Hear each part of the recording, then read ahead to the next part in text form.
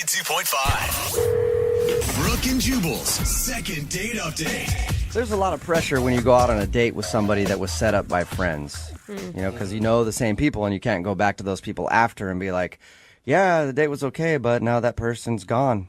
I don't know where they went. They just sort of disappeared. No, you can't do that. Because they know them, you know, so it's like, I don't know. There's been like news reports. They've been missing for like 7 to 10 days since our date. I don't know. It's kind of strange. So the rule is don't go out on a date that was set up by friends and then have that person just kind of disappear. If that's what you're planning on doing, make sure that person doesn't have friends. Wow. Right, that's just a little bit of a helpful hint for you. Wow. And before we get into the second date update, is that what happened to you, Elise? Well, no. I mean, I haven't heard from him, but there's no police report or anything. Because your email said that you haven't heard from him, and I figured something happened, like it was your plan to have that happen, and you're just trying to play things off. So you didn't make him disappear? No. Okay. Yeah, she sounds pretty cold-blooded, Yeah, so you it is do. kind of shocking that wasn't the case. All right, so your email said that you were set up with this guy through friends. Yeah, so I am recently single. My boyfriend of just over a year broke up with me a couple of months ago, and so I was like not really sure, you know, if I wanted to go out with someone new. So it like took a little bit of convincing, but I finally was like, okay, I'll meet him, because they kept playing him up and saying that he was really great. So we met up for dinner, and he was really great. He was a gentleman. We had lots to talk about. There was never like a weird breaking conversation. What kind of things did you talk about? Just sort of like music. We talked about TV shows that we watch. I think I know why he's not calling you back. It sounds like a really boring date. No, it wasn't. So do you like TV? Yeah. No, it really was fun, but I was just like a little nervous, like more nervous than I thought I was going to be. Were you just nervous because you hadn't been on a date in so long, or because you had really built this guy up in your head?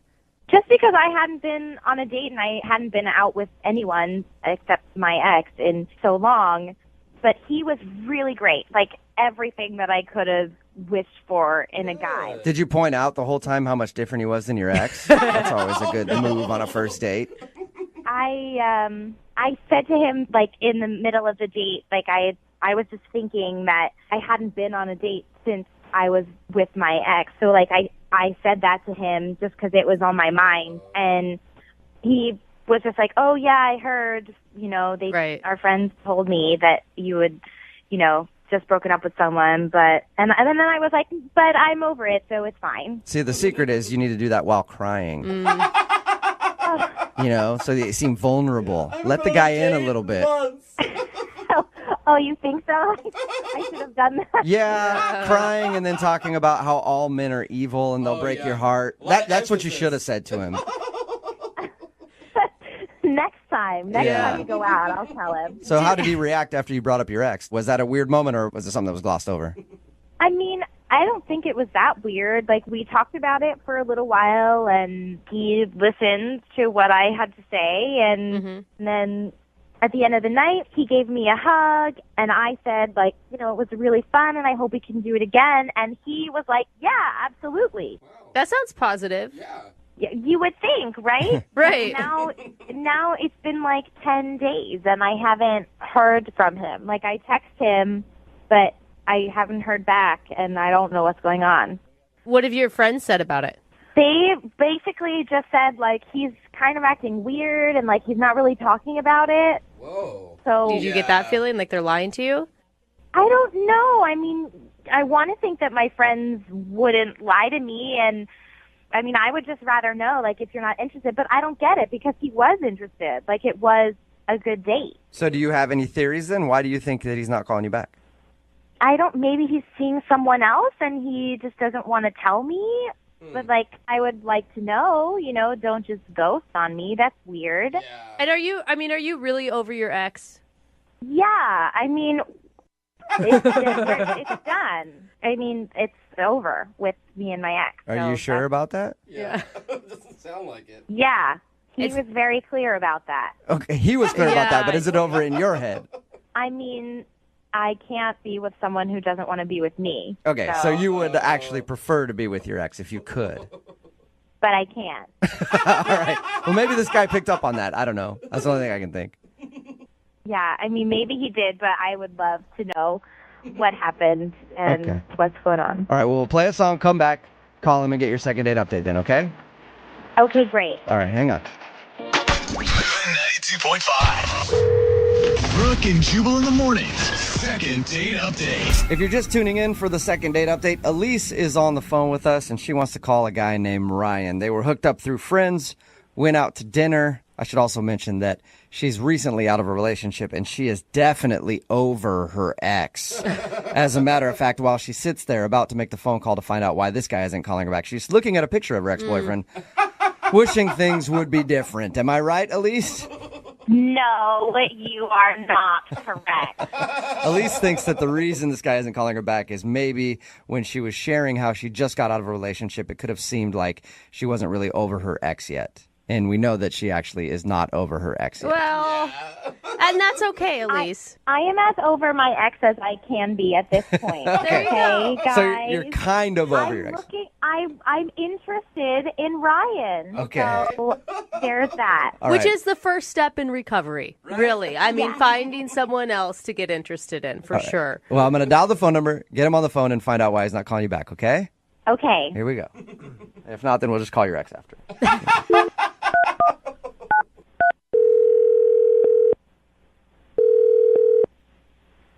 Hello? Hi, I'm looking for Ryan. Yeah, that's me. Hey, Ryan, how are you? This is Jubal from Brooke and Jubal in the Morning. From what? Brooke and Jubal in the Morning? It's a radio show? Don't really know what that is, but okay. Well, it's a morning radio show. Okay, great. All right. And I'm calling you today because one of our listeners asked me to see if I could get a hold of you. What? Yeah. You recently went out on a date with a girl named Elise. What? Yeah. Elise emailed us and told us that she really enjoyed going out with you and then is wondering why Okay, you're... wait. Mhm. What, so this is like a radio show, and this girl, oh, yes, I know who you're talking about. She called you? Well, she emailed us because apparently you're not responding to any of her text messages or phone calls. Yeah, no kidding, I'm not. But, this is just weird. Okay. I understand it's kind of weird. It's a segment that we do on our show called the Second Date Update. Do you mind telling us why you're not calling her back? It was just a frustrating experience. That's all I can really say. Okay, what was so frustrating about it? All I can say is we're not really compatible, okay?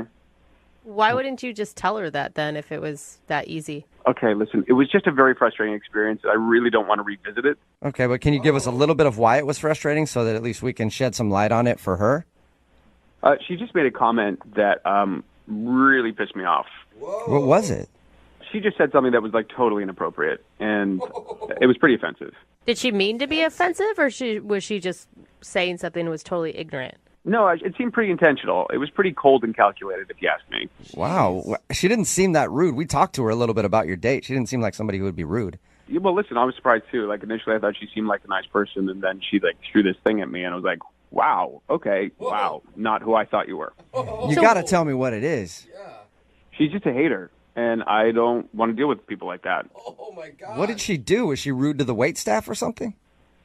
No, so like we were having a conversation during dinner, okay, and I told her that I like to cook. I cook a lot, and I told her that I particularly am very, very fond of the Barefoot Contessa, Ina Garten. Like I've seen all of her shows. I have all of her cookbooks. Is that a cooking show? Are you kidding me? Is this a radio show? Give me a break. I mean, Hey, this is barely a radio show. I don't watch the Food Network or is it on the Food? I don't even know where that is. I've never heard of it. It's on the of course it's on the Food Network. Ina Garten, the Barefoot Contessa. She's in the Hamptons. She's cooking meals for like Spielberg and stuff. Hello. Sorry, I didn't know who she was. Maybe I'll check it out sometime. I'm from the sounds of it, I'm sure I'll like it. Yeah, it'll change your life. Okay. I think she's like the most amazing woman that's ever lived. Wow. And Elise responded in an extremely rude way. It was incredibly disrespectful. What did she say to you? First of all, she laughed at me. She like dropped her fork and openly laughed. Like everyone in the restaurant turned and looked. She was just laughing her face off at me. Because you like the Barefoot Contessa. Because I like the Barefoot Contessa, apparently. That's hilarious. I don't know. So, but then she says, in a really loud voice, she goes, that lady, she's the worst. And I was like, speechless. I could not. I was like, what? What? So I'm she confused. said that she didn't like the Barefoot Contessa, and Yes, she said she did not like the Barefoot Contessa. Not only that she didn't like her, she said she was the worst. And then she went even further. She said she is so fake, her show is so boring, and oh my God, okay, and her recipes are like so simple, they're for like a middle school cafeteria. And I was like, oh, you have got to be kidding me, lady. You have got to be kidding me. you're that into cooking. This is bigger than food. This is, yeah, the food's amazing. This is about this woman, this incredible soul, okay? And to disrespect her like that, I don't think so. Not on my watch. I was like, you go for the Barefoot Contessa, you're coming for me. Are you joking? Yeah. I'm sorry. Maybe you didn't hear me. She said she's the worst. It's like she insulted not only Ina Garten, but she insulted me. I mean, like she just sort of said, what I believe in, the thing that I care about the most, is a joke. I'm like, you know what, lady? I'm going to toss this table over and walk out because that is some bullshit. Then why did... This is so crazy to me. That would have been great. Well, don't you wish that you could tell Elise off a little bit then? I mean, and let her know. No, I don't want to have anything to do with her again. That bitch is dead to me, okay? Okay. All right. Well, I should probably not tell you this, but I'm going to tell you anyway. Elise is actually on the other line listening and wants to talk to you. What? Yeah. Ryan? Wow, this is just getting better and better. This is amazing. I am like, I don't even know what to say. Yeah. Well, you certainly knew what to say the other night about the Barefoot Contessa. That was pretty clear. I have no idea that I offended you, and I'm so sorry. I can't believe that you're so worked up over this. I mean, I don't know. If you had said something to me about something that you care about a great deal, and I laughed at it and threw it back in your face, you wouldn't have been offended by that. You got to be. I mean, but I yes, she's not my favorite, but I don't. It's not like I said I hate her. She's the worst. She should, jump off a cliff or like. I just said I prefer the show with Giada, and I like. Oh my God, that was like a recipes. stake through my heart. It was like a stake through my heart when you said that.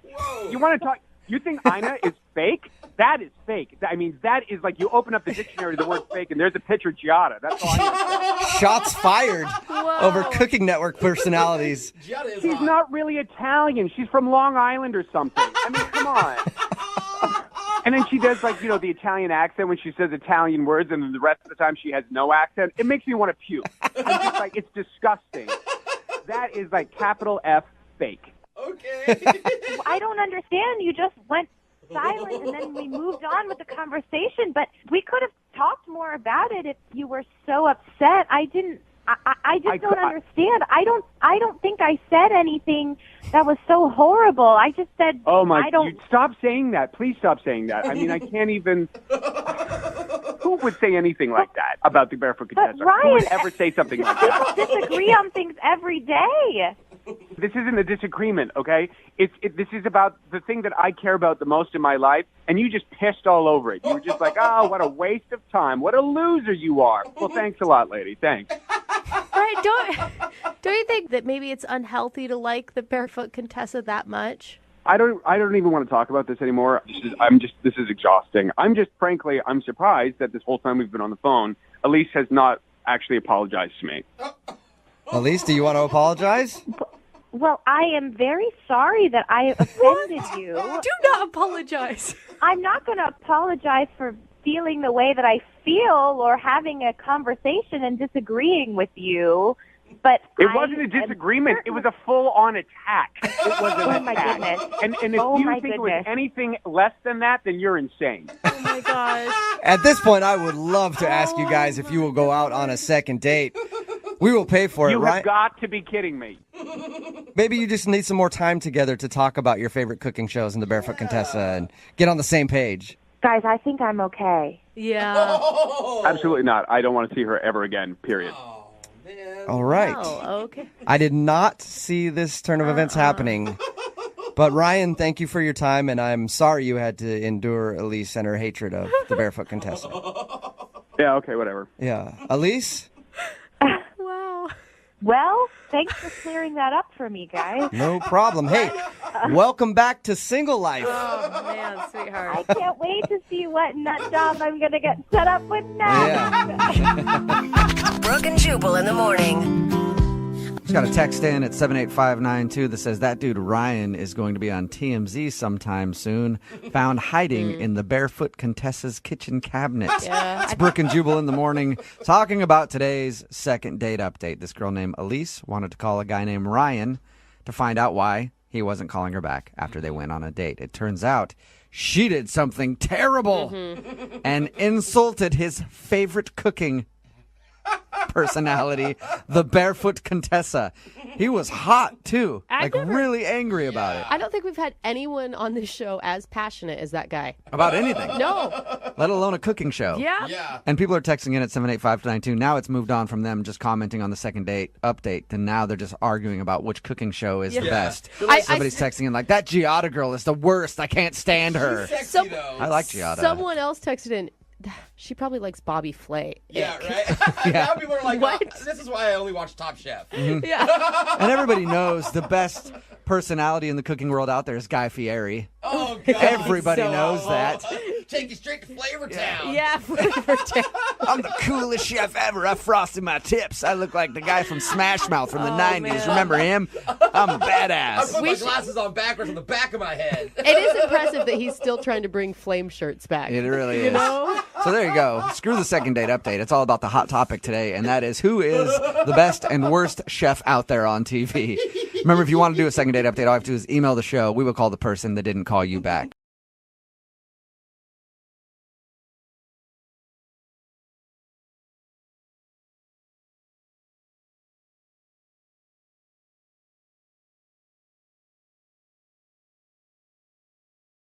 Moving 92.5. Brooke and Jubal's second date update. A girl named Erica is on the phone with us today for a second date update.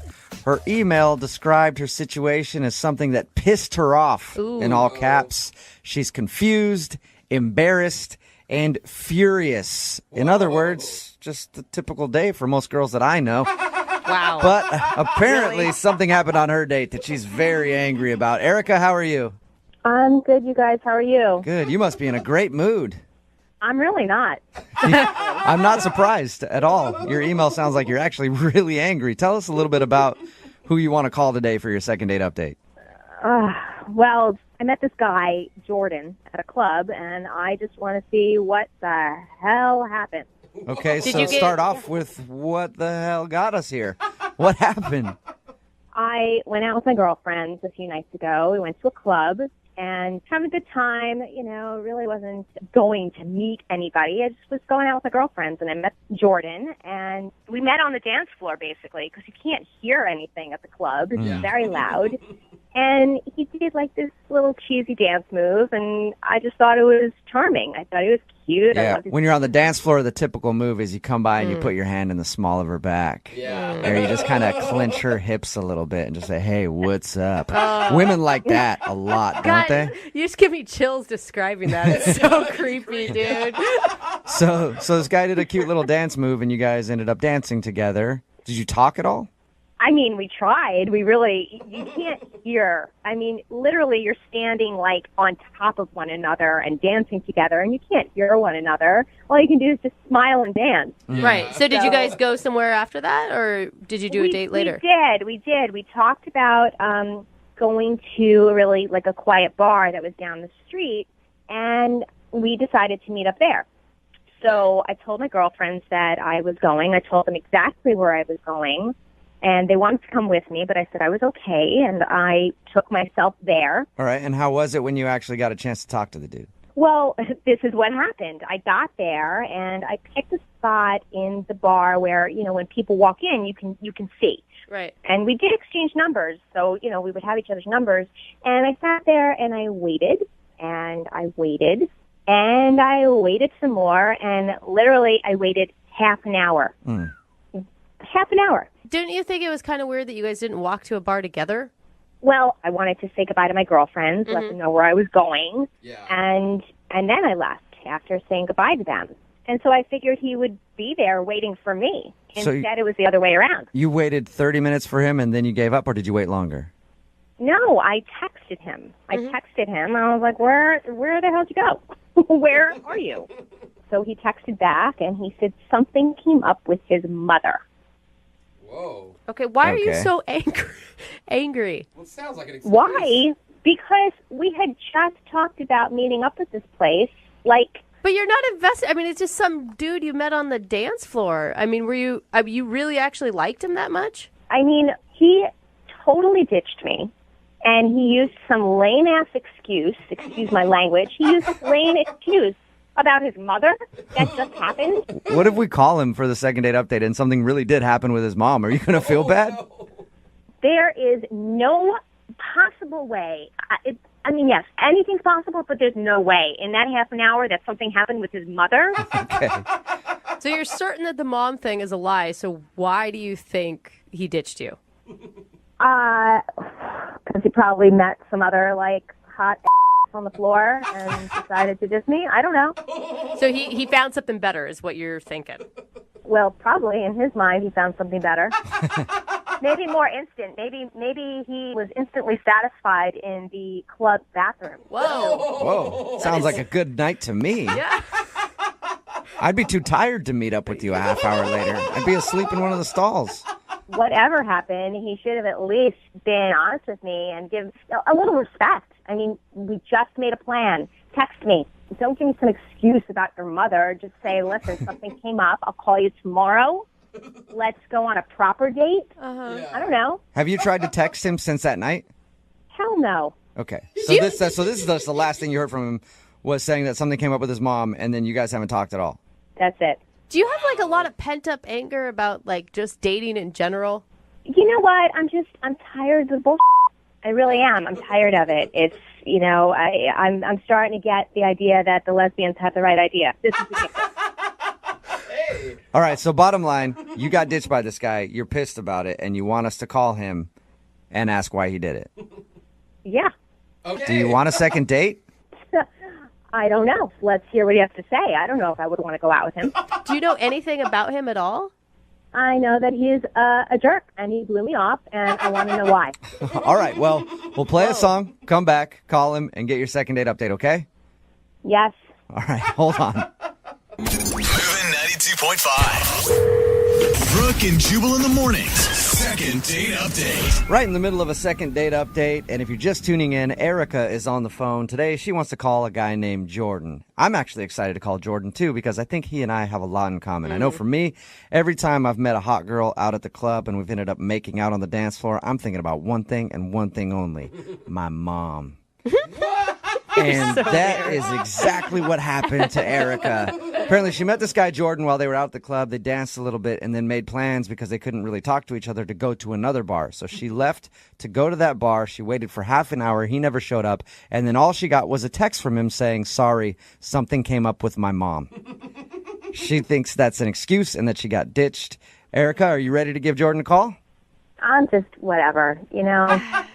I mean, if we were girlfriends and I was giving you advice, I would tell you to let it go and not waste your energy on this guy.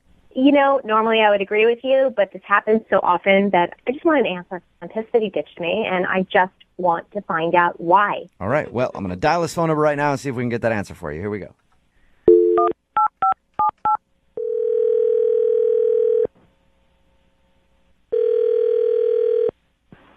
Hello? Hi, can I speak to Jordan, please? This is him. Who's this? Hey, Jordan, how are you? This is Jubal from Brooke and Jubal in the Morning. From who?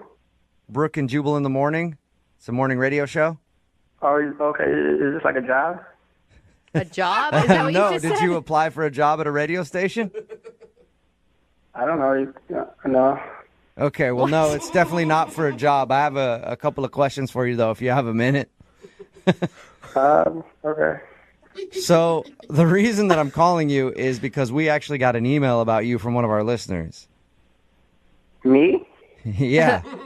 It's a girl that you met out at a club. I would call it a date, but you didn't really go out on a date. You guys kind of made out on the dance floor, and then you made plans to meet her later at another bar, but never showed up. Her name is Erica. Oh yeah, she was good. Okay, she was good. All right, so you remember Erica. Well, Erica emailed us because she's confused as to why you didn't show up at the bar like you were supposed to. Oh yeah.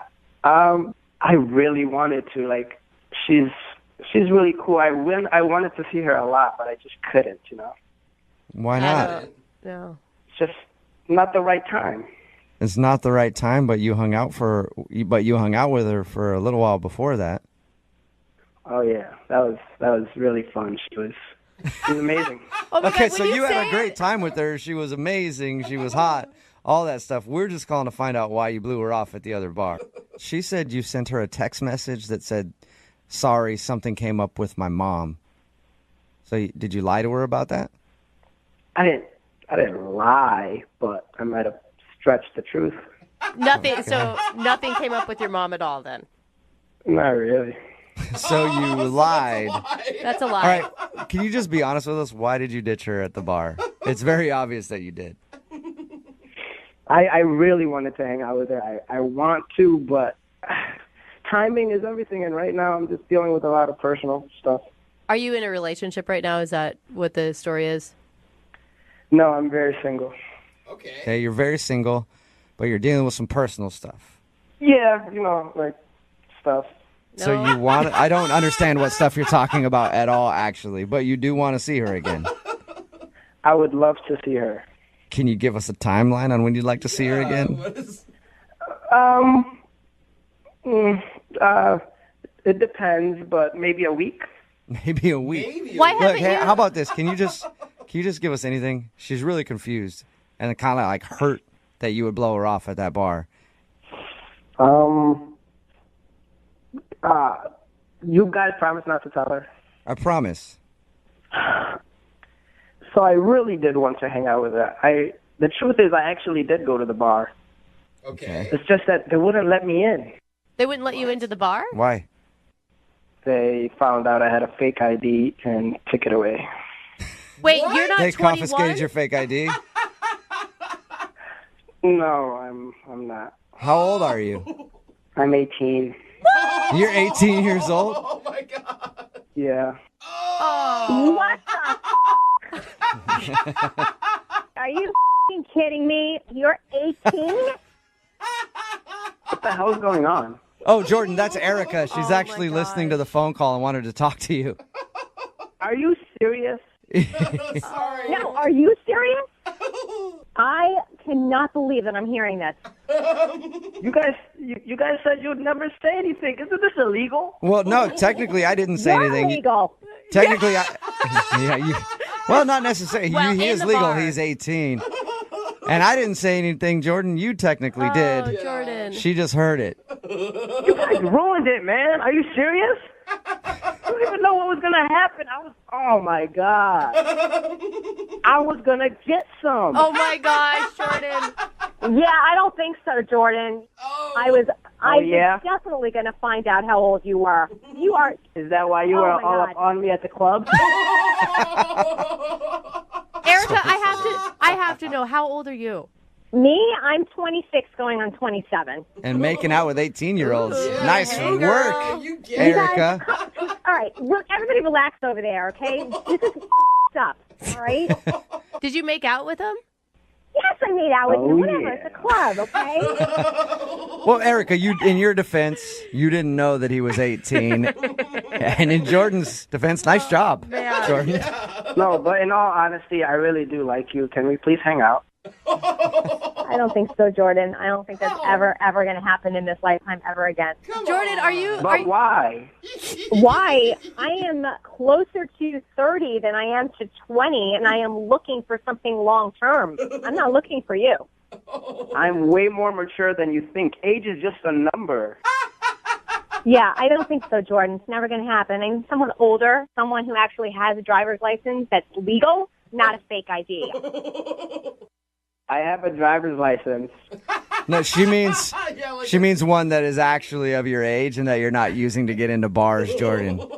Look, I don't want to argue with you, Erica. Can we just please talk in person without all of this mess? What is this? Jordan, have you Are even you serious? graduated high school? I mean, you're 18, buddy. I'm about to. Oh, wow. Erica, are you? He realized that you made out with a high schooler in the bar. You could go to prom. You know what? That's disgusting. I cannot believe that I made out with a high school senior. Well, then let me ask the question. Deal. Let me ask the question. Jordan, would you like to go out on a second date with Erica? We will pay for it. I would love to. Plus, you can get some from me that night. Ooh, there you go, Erica. Oh, my God. Experienced man. I can't even respond. I'm disgusted. I can't. I have nothing. You responded at the club. Oh, wow. Jordan, you might be 18, but the confidence on you is amazing, man. Erica, you might want to think about dating him because he's got the kind of mentality that could make him a millionaire by the time he's 25.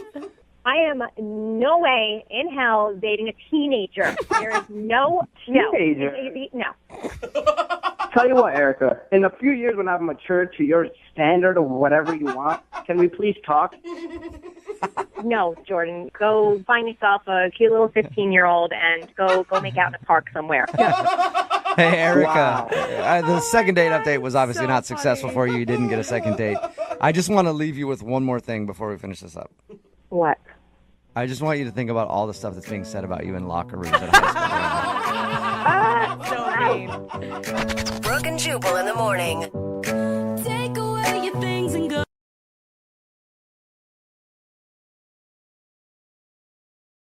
Moving 92.5. Brooke and Jubal's second date update.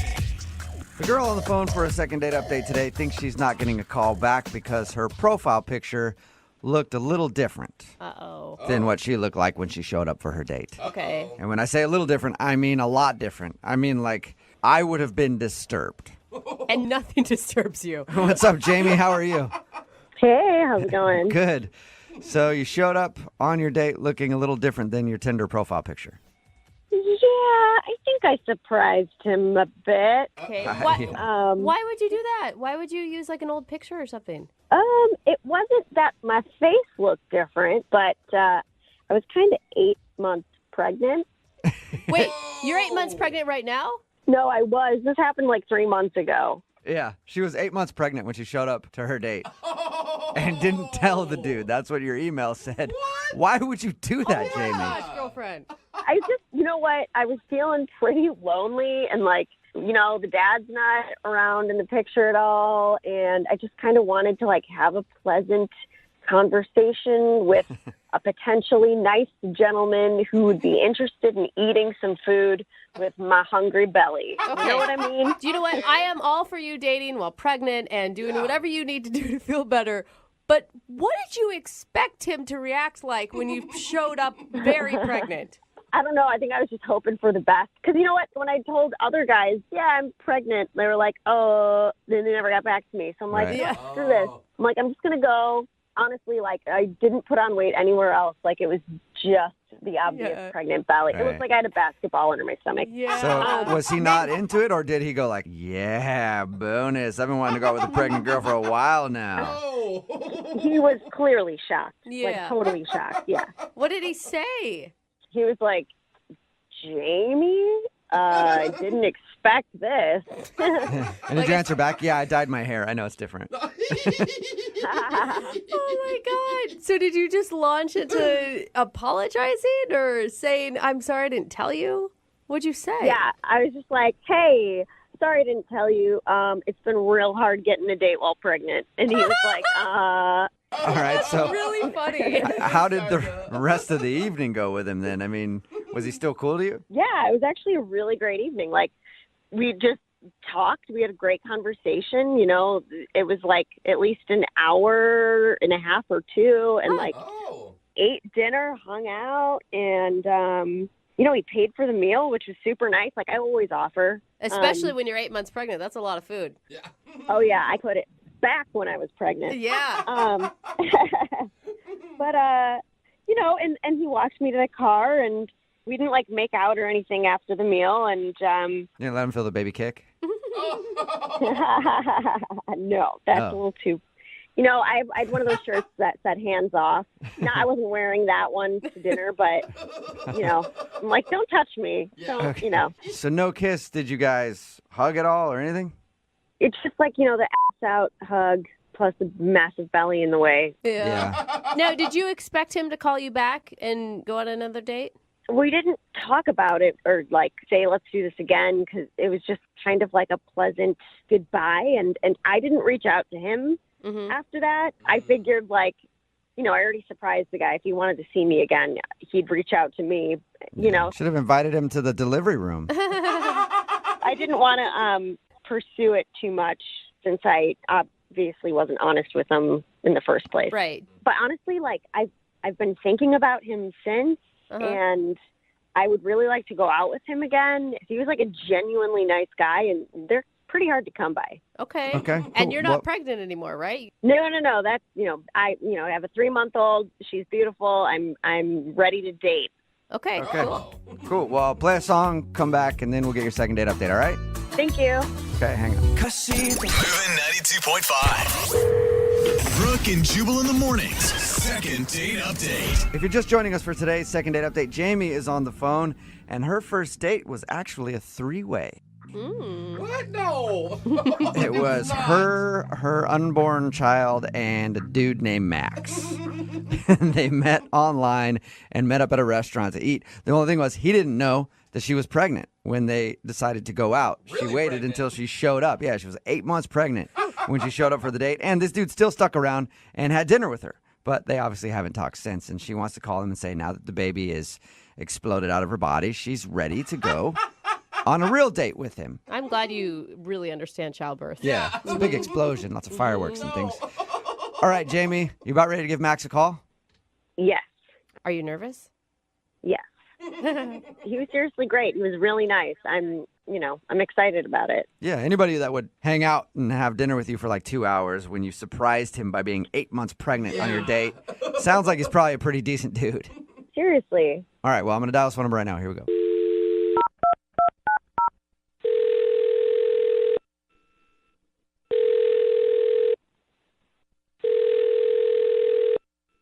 Hello? Hi, can I speak to Max, please? Yeah, I'm Max. Hey, Max, how are you? This is Jubal from Brooke and Jubal in the morning.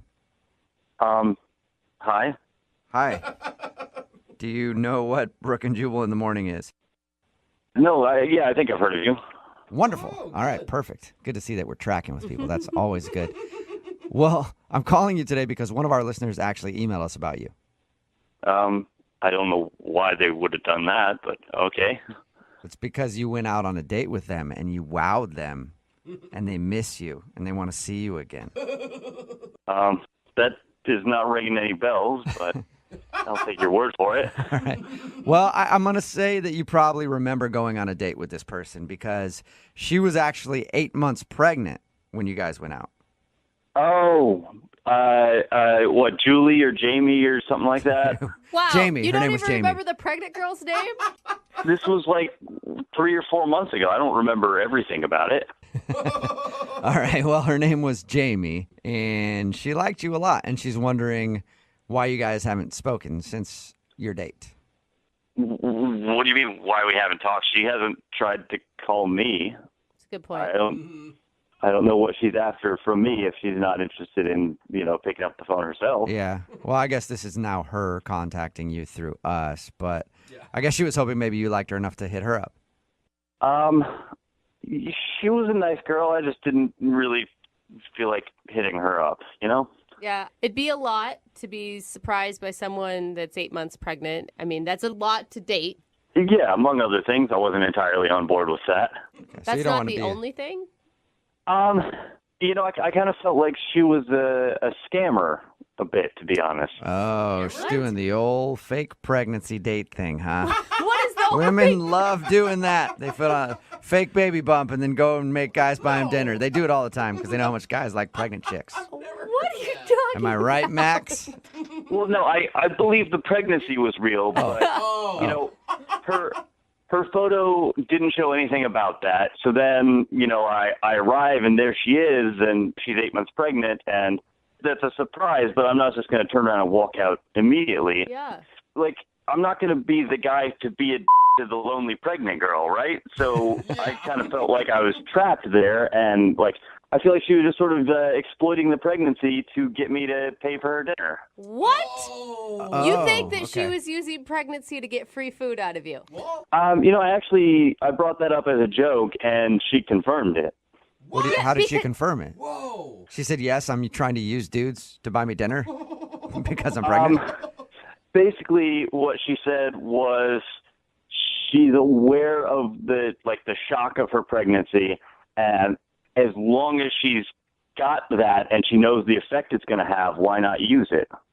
Okay, but she was, I mean, you were joking, obviously, so she was probably joking, too. I mean, it could have been a joke, but she said she's done it before a couple of times, so I'm not sure that I'm buying the joke angle. Hey, it's Jamie. Listen, you're totally wrong about all that. Oh, wait. Okay, who is that? It's me, Jamie. Yeah, Max. Jamie is on the other line listening and wants to talk to you. Okay, why didn't you give me a heads up about that, man?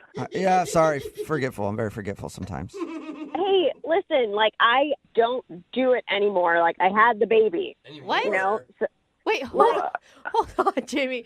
You're saying that you were using men to pay for dinners while you were pregnant? I mean, they don't have to stay. They could have left, and I always offer to pay my half. But like, if they're offering, I thought you were going out with him because you wanted to go on a date, not because you were hungry. no, I do actually want to go on a real second date with him now, though. Because out of all the guys that paid for my meals, he was like the best. Oh, what? You hear that, Max? What a good review. You were like the nicest dude to get used. I'm not sure that, like, being the nicest scam victim is the great basis for a relationship. It wasn't a scam. Like, I actually really like you, and you know what I mean? It's just, like, out of all the guys, like, I like you the most, and it's just coming out wrong. Everything's just coming out wrong. Oh, I don't think No. it is. Yeah, it's coming out wrong. It's coming out a couple of kinds of wrong. Like, you had the misleading photo at the beginning.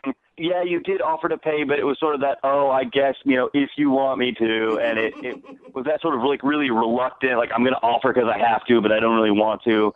Yeah. Like, I mean, you were nice. I just don't know that I buy the authenticity, you know? Nice? How is she nice? She was using men for food. Jamie. Max, if this is a scam, then why would I call a radio station to try to get a hold of you? Like, obviously, I actually want to go on another date with you. Like, do you guys think it's a scam? Yes. I don't know. I mean, we do offer free food. Yeah, that's Like, true. we offer to send you out on a second date at the end of it. Are you trying to scam us too, Jamie? Are you just really hungry? No. In fact, I don't even need the free date. I'll pay for the date. Hold on. Okay, well then, Max, would you like to go out with Jamie on a second date? She will pay for it because I'm not allowing you to use me, Jamie. I don't know. I don't know that I want How are to. we even debating this? Jamie, you can't, like, prey on people's kindness for your own gain. That's what you were doing while you were pregnant to all these people. Oh, my God, that's so wrong, though, because I actually did offer to pay every single time, and I'm offering to pay for this date.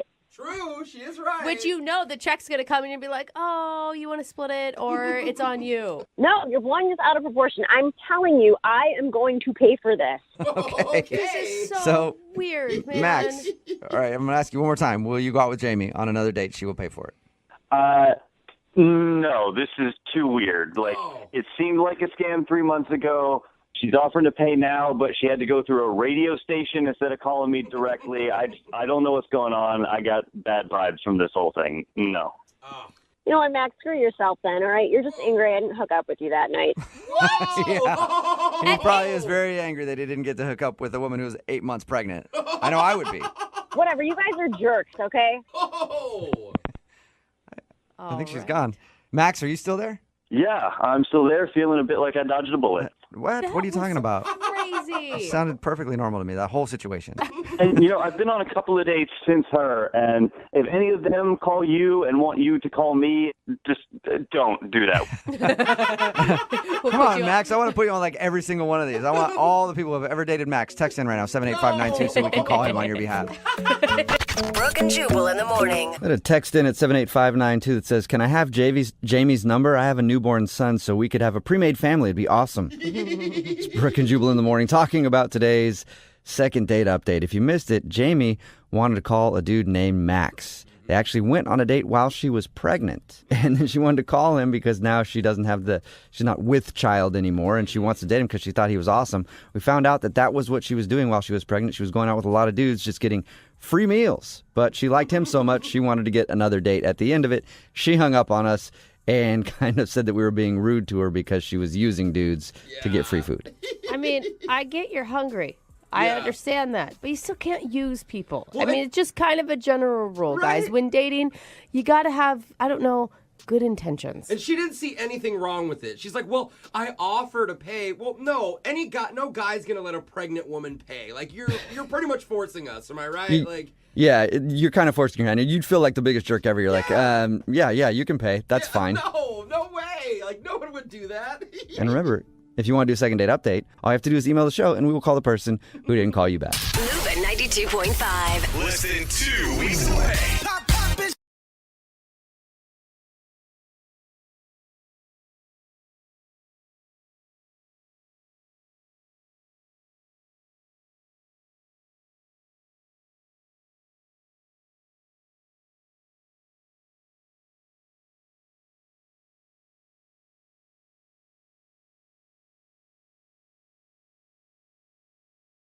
Need LASIK? Trust the experienced team at the LASIK Center at Evergreen Eye Center. No glasses, no contacts, no limits. What will you do?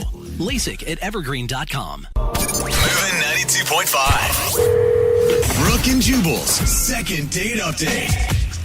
We've been doing second date updates for a long time, and we've heard a lot of corny, cheesy pickup lines. But today's involved violence, and that's why I'm into it. Corny and violent, I'm definitely down. I want to hear about it. And that's why Samantha is on the phone. She wants to do a second date update today. What's up, Samantha? How are you?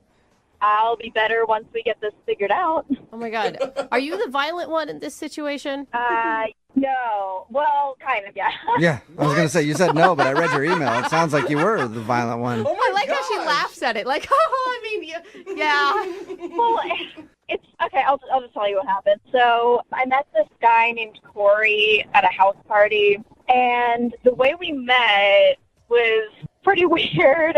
He came up to me. I didn't know him. He was like, hey, can you do me a big favor? And I was like, okay, what is it? And he was just like, can you just slap me in the face as hard as you can? What? Whoa. He just came up to you out of the blue and asked you to slap him. Yes. Yeah. And I was like I was like, is this some sort of like weird kinky thing? It's like, I was so confused. Dude, did you just pull back and do it, or did you tell him no? No, I was just like, no, I'm not going to do that. And he was like, no, like, I'm not going to be mad at you. I promise, like, you'd be really helping me out if you would just slap me in the face. Why did he want you to slap him in the face? Well, after I kept being no, like, finally I was like, okay, and then I slapped him, and then he was just like, oh, thank you so much. Now I know I'm not dreaming. You are real. Oh, wow. my God. What? Yeah, see, that's what I meant. Dude, Corny pickup line, but at least it involved a slap in the face. I didn't see it coming. Yeah. That is a lot of work. So much. Yeah, it was a lot of work, and that's why I liked him. I thought that was actually pretty funny. And Oh, my God. How hard did you hit him? pretty hard. It would have been awesome if you just knocked him out. Yeah. And he would have never been able to deliver that line. It's like, that's not how I planned it. He was kind of really starting to annoy me, so I just really went for it when I hit him. Oh, my God. So, wait, did you guys hang out that night, or did you go on a date later? Well, we continued talking that night, but then we did end up getting coffee the next weekend. Was there any slapping or hitting involved in that? No, Okay. not that time. Okay. Aw. How was coffee with him then? I was having a good time. I think he was, but then he did have somewhere he had to be, so Oh. we only hung out for maybe like an hour. But that's kind of a long time for coffee. Yeah, I mean, it was okay, and then we did end up actually going out a second time after that. Oh, good. So this is like a third date update for you. Yeah. Okay. So it was the second date that wasn't that great, I guess. What happened then? What'd you guys do? We went and we got drinks, and I don't know. I guess I got a little too comfortable. I ended up getting pretty drunk. Oh. Yeah, that wasn't a good look. So I asked him to give me a ride home because it got to the point where, like, I wouldn't have been able to drive. I was pretty drunk. So on the way home, I could tell I was going to get sick. Oh, no. Oh. So, like, I told him, like, it was coming, and I was like, pull over, and there wasn't really time. So at a red light, I just kind of opened the door and, like, leaned out the car. Oh, geez. So you puked. Did you get any in his car? No. I was at least really careful about that. Yeah, that's really nice. Yeah, I feel like you can recover as long as you didn't puke inside his car. Unless he's an Uber driver, because I think they get money if you puke in there. He might have actually liked that. He should have fined you. Yeah, I mean, so I'm assuming that's why I haven't heard back from him. I texted him the next day, like, I'm so embarrassed, I'm so sorry, that shouldn't have happened. You know, I'd really like to see you again. And, I mean, he does respond to me occasionally, but it's just pretty clear he's not trying to actually hang out with me anymore. Yeah, you slapped him in the face and then puked in his car. Not a good Sort look. of, yeah. He asked for one of those That's things. true. He did ask for the smack.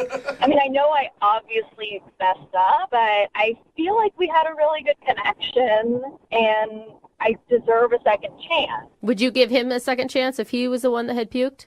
I mean, honestly, drunk people are stupid. They do stupid things. Yeah. Like, I would say if I got that messed up again, that would be one thing. But I feel like anybody can screw up one time. All right, we'll play a song and then come back and call him and get your second date update, okay? All right, thanks. All right, hang on. Moving 92.5. Brooke and Jubal in the mornings. Second date update. When you think of some of the greatest love stories of all time, you might think of The Notebook, or Romeo and Juliet, or Rose and Jack from Titanic. Yeah. Well, all those stories had one common thing. Puke. What? Yeah, I'm pretty sure puke was the one common factor in all those love stories. That's why he ended up off the door. And we have another amazing pukey love story today from Samantha, who's on the phone. She wants to call a dude named Corey. They actually met at a party. He came up to her and asked her to slap him in the face. And she finally did. And then he was like, oh, thank you. I guess I'm not dreaming. So it was a very long way to get to a corny pickup line, but it worked. And then they hung out a couple times. But the last time they hung out, she got a little too drunk and ended up puking outside of his car while he was taking her home. And he hasn't really been responsive since. So she thinks that's the reason he's not calling her back. All right, Samantha, are you ready to call Corey and see what's up? I'm ready. It's hard to believe that a guy who would ask you to hit him, that puke would be his deal breaker. Yeah. Was there anything else that happened while you were drunk that you can't remember? Maybe I said or did something weird. I don't know. You were pretty drunk enough to puke outside of the car. You might not remember saying something weird.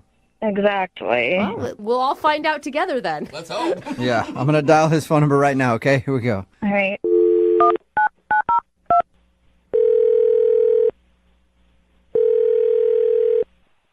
Hello? Hi, can I speak to Corey? Speaking? Hey, Corey, how are you? This is Jubal from the radio show Brooke and Jubal in the Morning. I'm sorry, who? Jubal from Brooke and Jubal in the Morning. It's a radio show. Okay. How are you today? I'm doing all right. I'm sorry, you said this is a radio show? Yep, and I'm calling you today because one of our listeners sent us an email about you. Okay, is this a prank phone call? No, it's not. We do a segment on our show called The Second Date Update. It's where if you go out on a date with somebody and end up not calling them back after, they can email us to get you on the phone and find out what happened. So we got an email from a girl named Samantha who you went out with a little while ago. I mean, I went out with a girl named Samantha, not sure why she's emailing a radio station and you guys are calling me. This would be the Samantha that puked outside of your car when you're taking her home? Yeah, no, that one's hard to forget. The girl who puked outside of my car. Yeah, I didn't know if there was like a couple of Samanthas you went out with. There was like the normal Samantha and then there's the puke Samantha. We're talking about the puke Samantha. Yeah, no, I put that together. You're quick. She emailed us because she told us about your date. She said she had a good time, but it's obvious that you don't want to go out with her again, and she's wondering why. I mean, it's not that I don't want to go out with her again. That was a bit of a crazy night. She was definitely a lot of fun, and then, you know, a little bit less fun. Mostly puking out of my car. She was a champ. She got about 90% of it outside of my car. But no, that wasn't why I hadn't been getting back to her. I knew it. I do like her. We did ultimately have fun, and she was pretty cool and everything. It's Well, just if you don't like her, then why not give her another shot to do something else in your car?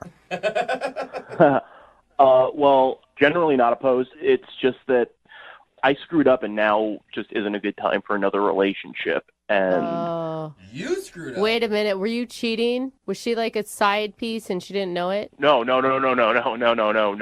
not married. I'm not in a relationship. She wasn't my number two. So you're single then? Yeah, just most all of my time is taken up right now, and I really shouldn't be starting another full-time thing right now. Wait, so you're not in a relationship, but all your time is taken up? Yeah, I just timed this wrong because it's fantasy football season. What? Okay. What does that have to do with... I don't get what that would have to do with timing. Well, I'm like a semi-pro fantasy football player. I'm a member of 6 different leagues. It's all very high-stakes money stuff. Is that a thing? You could call yourself a semi-pro Yeah, fantasy I didn't even know football there were player? like professional fantasy players. But Like fantasy is in the name because it's not real, man. Well, I mean, it's real. It's a game. I play it, but I also make a significant amount of money doing it. Whoa. Like how much are we talking? Like this sets you up for a month, a year? I made $500 profit last year, not counting league fees, and that was a pretty sizable take for me. Sorry, I gotta interrupt. You're blowing me off for fantasy football? For $500? What? Yeah, it's Samantha. yeah, Corey, sorry. Samantha's on the other line listening and wants to talk to you, and I guess just couldn't wait. She heard $500. I think it probably perked her ears up. I didn't know I was dating a man with money.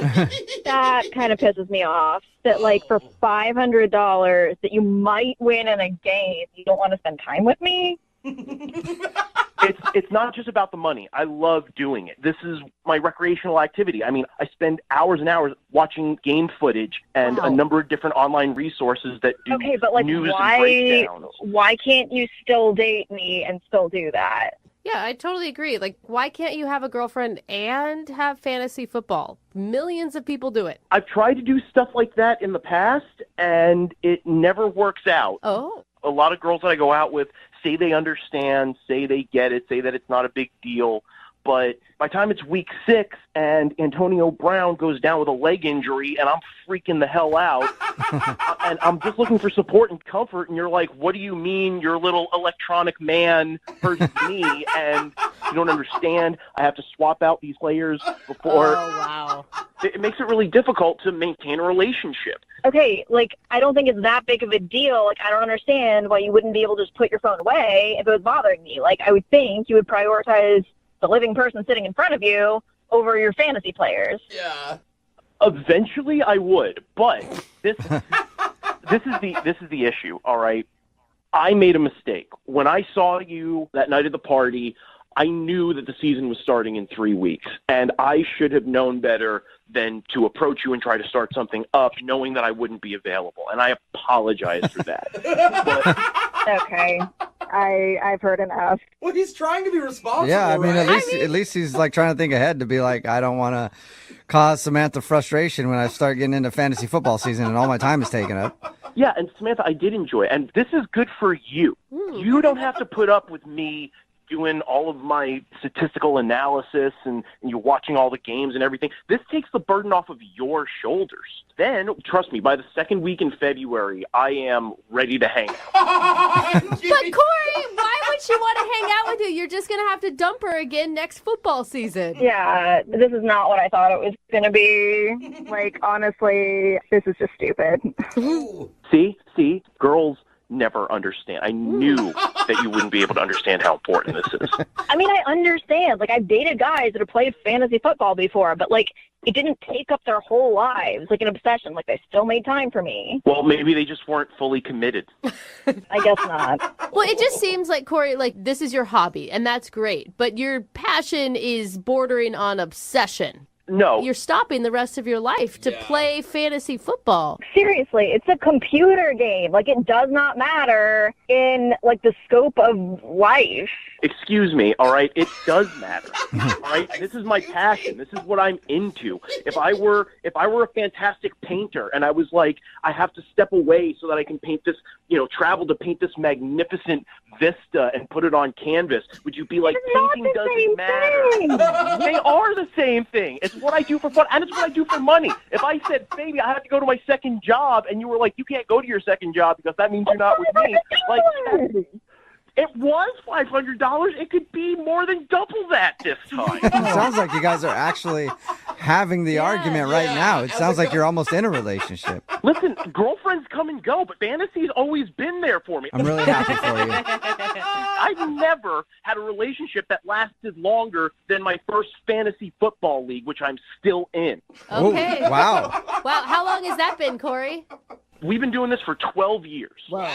Dang, that's a long time. That is Congratulations on that long-term relationship. Corey, I still have to ask the question. Would you like to go out with Samantha again on a second date? We will pay for it. It won't be on a Sunday. You know what? Don't even bother, because I was feeling like it was my fault. But now that I know what it is, honestly, I am not interested in the second date. What about in February? We'll do it right between when fantasy football ends and then fantasy baseball starts up. Oh, no. Come on. Fantasy baseball is a joke for losers. Oh, yeah. Sorry, I got it wrong, Corey. You're not a fantasy baseball dork. Oh, man, losers. He's a real man. Yeah. Brooke and Jubal in the morning. I'm sorry if I seem uninterested.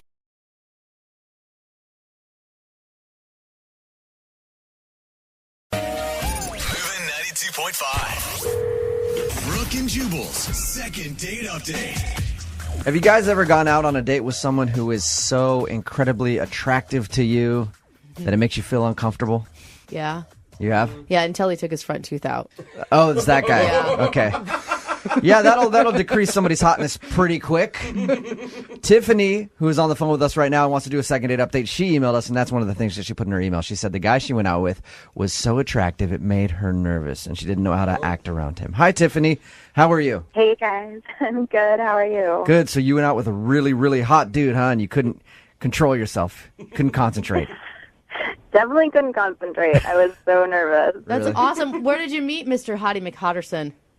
Well, I met him through friends, and, they showed me his picture and everything, and I was like, oh, he's really good looking. But, sometimes people aren't like their pictures, but when I met him, I was like, oh, God, he looks just like his picture. Did you almost faint right there? That's what I picture you doing right now. Like, oh, my God, and then you just fall down. That's how it felt. I was like, I'm woozy. Oh, my God. You felt woozy when you met him. Okay. You guys went out, and what did you do on your date? We went out to dinner, and I had a little bit to drink because I was trying to stay calm. And I know I probably had a little too much to drink, but whatever. Then I was like, let's go to my favorite karaoke bar. So we Ubered over there and drank some more, and we ended up back at his place, basically. And I know for sure we made out and we did stuff. Okay. And Is it kind of hazy? it's a little bit hazy. Okay. A little bit hazy. I'm not sure exactly when I went to bed, but I woke up at 7 and he wasn't there. And I waited because I thought, maybe he went to go get food or whatever. So I waited an hour and a half, and he wasn't coming back. So I just left a note. Did you wake up in his bed, or did you wake up on the couch? No, in his bed. With clothes on or with clothes not on? I had some clothes on. Yeah. I mean, you said you guys did stuff, so you woke up and he was gone, and you haven't heard from him after that at all. No, and it was a week ago, and I had left a note being had fun, whatever. And then I texted him a couple times this week, and I didn't hear back at all. Did he mention anything about having to go to work in the morning or something like that? Is there a reason that he would be gone that he might have talked about? I remember. Okay. Not that I remember. Yeah, he might have told you anyway, but you have no clue. Hey, I'm going to be leaving the country tomorrow morning for about a week, so I won't be able to be contacted. You have no idea. No. What did your friends say about it? The ones that, introduced you to? Well, one of them's just being weird about it, doesn't want to talk about it, and then the other one just says she, doesn't know, and, hasn't talked to him or whatever. So I don't think they know anything. Or they just don't want to get caught in the middle. Maybe. If it was just a one-night fling and that's what it is, are you going to be okay with that? I mean, I'll be bummed because he is so hot, but I just want to know. Like, I just want to know what happened because I thought we had so much fun, and yeah, it's just like weird. I mean, I'm not unattractive. Like, I don't think, Well, it is weird to wake up in somebody's place and have them not be there. Like, I wouldn't leave anybody in my house. I would have, if I had to go somewhere, I would have woken you up and been like, you need to go. Time to go. Yeah. Isn't that weird? Like, I had to, lock the door. Like, I was, locked the bottom lock and was like, okay, I hope this is okay because I don't really know, Now, you said it was hazy and you don't really remember all of the evening. Is there anything that could have happened on your end to make him not want to call you back? Nothing that I remember doing. I don't think so. Do you get weird when you get drunk? I think I'm just fun. I don't know. And you said how hot he is. You didn't focus on that the entire time and talk about it, right? No. I tried to not talk about it because I was so nervous. All right, and you haven't heard anything back from him at all? Nope, not any response. Okay, well, we're going to play a song, come back, call him, see if we can get him on the phone and get your second date update, okay? Okay, thank you. Yep, hang on. Moving 92.5. Brooke and Jubal in the mornings. Second date update. All right, if you're just joining us for the second part of the second date update, Tiffany is on the phone. She wants us to call a dude named Garrett, who is so incredibly attractive that he just made her nervous and she couldn't handle it, so she had to get drunk. Of course. In order to handle his beauty. Tiffany, are you about ready to give Garrett a call? Yes. All right. Have And you remember, they went out for karaoke after having a few drinks, went back to his house, messed around. She woke up in the morning. Garrett was gone from his own place. Mm-hmm. She didn't know where he went. She tried to get a hold of him. Nothing. She hasn't heard anything back since. How long did you stay at his place before you left? I know you told us earlier, but... Like an hour and a half. He didn't leave a note, a text message, nothing? No, I left a note for him.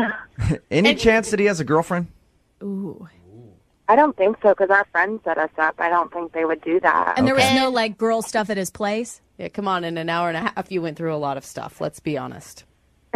I didn't see anything. Okay, yeah, you didn't deny snooping through his stuff, but that's understandable. I would do the same thing. All right, well, I'm going to call him now, see if we can get him on the phone and get your second date update, okay? Okay. All right, here we go.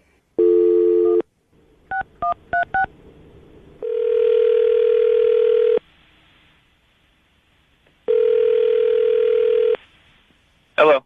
Hey, I was looking for Garrett. Yes, this is Garrett. Garrett, how are you? This is Jubal from Brooke and Jubal in the Morning. From what? I'm sorry? Jubal from Brooke and Jubal in the Morning. Radio show. What's going on? Well, I'm calling you because you recently went out on a date with one of our listeners.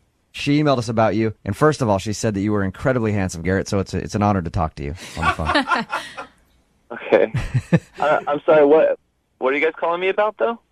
Well, the girl's name is Tiffany, and she emailed us about your date, and you haven't been calling her back. And she's confused if she did something wrong or if you don't like her. Oh, yeah. What did she tell you about the date? She said that you guys went out, had some drinks, sang some karaoke, went back to your place, messed around. She told us that she was drunk and she's having trouble remembering some of the date. Yeah, it was a little bit more to drink than maybe I would have done on a date. All right. Is that Hey, in her defense, she said the reason she drank so much was because you were so handsome she couldn't handle it and you made her nervous. That's got to be a little bit of a compliment, right? I guess so, yeah. All right.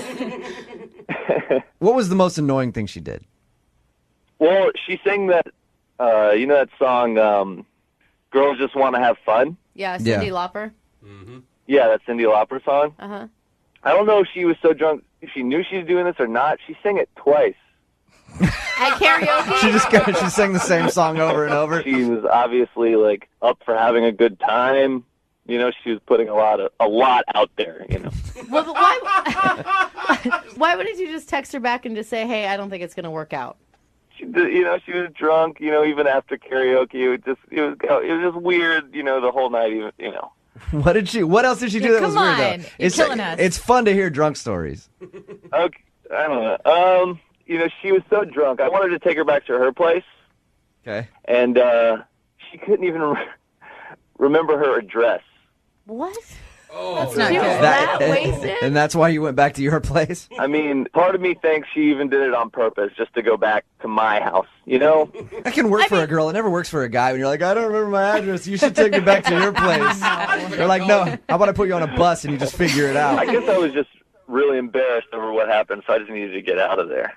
Embarrassed for her? Embarrassed because you hooked up with her? What else happened? I don't know. I can't really talk. I shouldn't talk about it. Yeah, you should. Yeah, What? come Hey, on, dude, Garrett, listen. She's the one that emailed us know. and asked us to call you. She wants to know what the reason is that you're not calling her back. So if it's an embarrassing story about her, she's willing to hear it. You promise you can't repeat this to anyone. You won't tell this to anyone else. Well, I can't promise that because this is going to be on the radio, but Tiffany wants to hear it. I don't know. Okay. Come on, just what is it? So we're at my place, and she pulls down my pants. Nice. That's not a weird thing that happens sometimes. You know, she's down there. I think I know what she's gonna do. She grabs my stuff and starts singing into it like it's a microphone. That's amazing! Are you serious? Did you go from like so excited to just so disappointed? So confused. I was so confused. Can I ask her song choice? Girls just want to have fun. She's singing her karaoke song That's amazing. into your special microphone. Yeah. He got a song job. Yeah. That is funny, dude. I would have laughed. I mean, I'd laugh about that. It bothered you that much, though, that you don't want to call her back? Well, it wasn't just like a joke thing. Like, she was doing the whole performance. She was like, come on, you know the words. Come on. How'd you stop it? Did you just like try to kiss her and be like, oh, get back up here. This is weird, yeah. No. I told her, I said, go wait on the bed. I have to go to the bathroom. I went to the bathroom and just stayed in there for 20 minutes until she fell asleep. She doesn't, dude, when we talk to her, she doesn't remember any of that. I think she I sounds... knew she wouldn't. Hey, Garrett, I think we should refresh her memory. What do you think? No, I don't want her to know anything about this. It's too late, Garrett, because she's on the other line. Oh, my God. And just heard everything you said. Tiffany. Oh my God. Hey, little songbird. How's it going? Oh my God, I'm so embarrassed. I really don't remember doing that. You definitely did that. Oh, God. I think it's awesome. Oh my God. You ever done anything like this before, Tiffany? Is that your move? No, not a move. Not a move? Okay. Tiffany, do you think it in any way maybe could have been like you drunk being funny? I don't think so. Doesn't sound very funny. I think it sounds It sounds hilarious, hysterical. yeah. I'm really sorry, Garrett. You totally do not need to text or call me back. I completely understand. And if you could just do me a favor and not tell all of our friends, I would really, really, really, really, really appreciate it. I'm fine pretending it never happened. Tiffany, if you think about this, Garrett really doesn't need to worry about telling anybody because you just did this in a second date update and it's going to be aired on the radio. Yeah. Oh, that's fantastic. I'm super excited about it, and that's awesome. It could be a funny story. Dude, I think you need to own it. I just think you need to own it. I mean, Garrett liked you enough to go on a date and hook up with you that night. Yeah, but you say Garrett went out on a date with her. That was before he knew that she was going to sing into his microphone. She sounds like a fun girl who's up for a party no matter where the party happens to happen. That's right. Thank you. Thank you, Brooke. See? Hey, Garrett, would you like to go out on a second date with Tiffany? We will pay for it. I feel like it's going to be pretty awkward after this. It's only awkward if you make it awkward. It could be funny. It could be awesome. Garrett, I'm really sorry about everything that happened, but I mean, I feel like up until that perfect, embarrassing moment, like, we had a really good time, yeah? We were having a lot of fun. Yeah, we were having fun. was fun. It was a little weird. Garrett, what's it going to hurt to go out on another date? Like, you think about this. That's a pretty innocent thing that she did. It's hysterical and funny and awkward, but it's not like she did anything where you don't like her as a person or you just didn't get along at all. It sounds like you guys got along great. Why not give it another shot? All right, let's do this. All right. Awesome. Yeah, it sounds like this isn't something you will do again to me. I promise you that's only a first date move. I mean, unless you want me to, and if things are going well, then, Never know. Dude, she sounds awesome. Tiffany, start picking out your song selection now. Yeah. Branch out from Cindy. Yeah. Brooke and Jubal in the morning.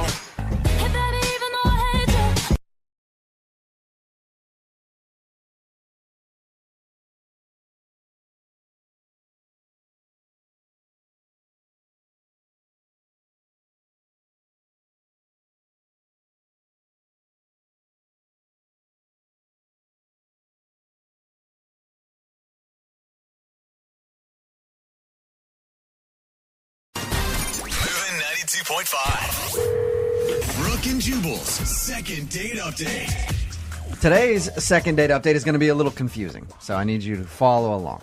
The guy on the phone today wants us to call a girl, but not to find out what went wrong on their date and ask her out again. Okay. He wants to call this girl to ask her friend out. No, Sort you of. can't do that. No, The girl that no, he went out he with? can do that. He can do it. Once you hear the story, you'll understand. Kurt, how are you? I'm good. How you doing? Good. So you want us to call a girl today, but not really to go out with her. We'll get into that in just a second. First, tell us a little bit about the girl that you want to call today. How did you meet her? Well, her name's Christy. I met her at a kickball league. Kickball. Oh, All right. that's a good so place. You play one of those Yeah. beer leagues like where you get hammered and play kickball. Those are fun. Yeah. Does she play on your team? No, she doesn't. Okay. She's on the other team. And All you, right. Oh, you just, rivals. you just noticed her? Or, I mean, what stood out about her? What stood out about her? A little bit of her uniform. That might have been a little bit of it. Nice. What? She's a nice body. Yeah. Oh, I get it. He's trying to be sly. Did you flirt with her by like nailing her as she's trying to run to first base? You know how I meant that. I always flirt with girls by nailing them. Yeah. I did try to chat her up a little bit whenever I play mostly over on third, so that's a good place to be. Right. Yeah. Nice. So if she'd make it over there, I'd chat her up a little bit.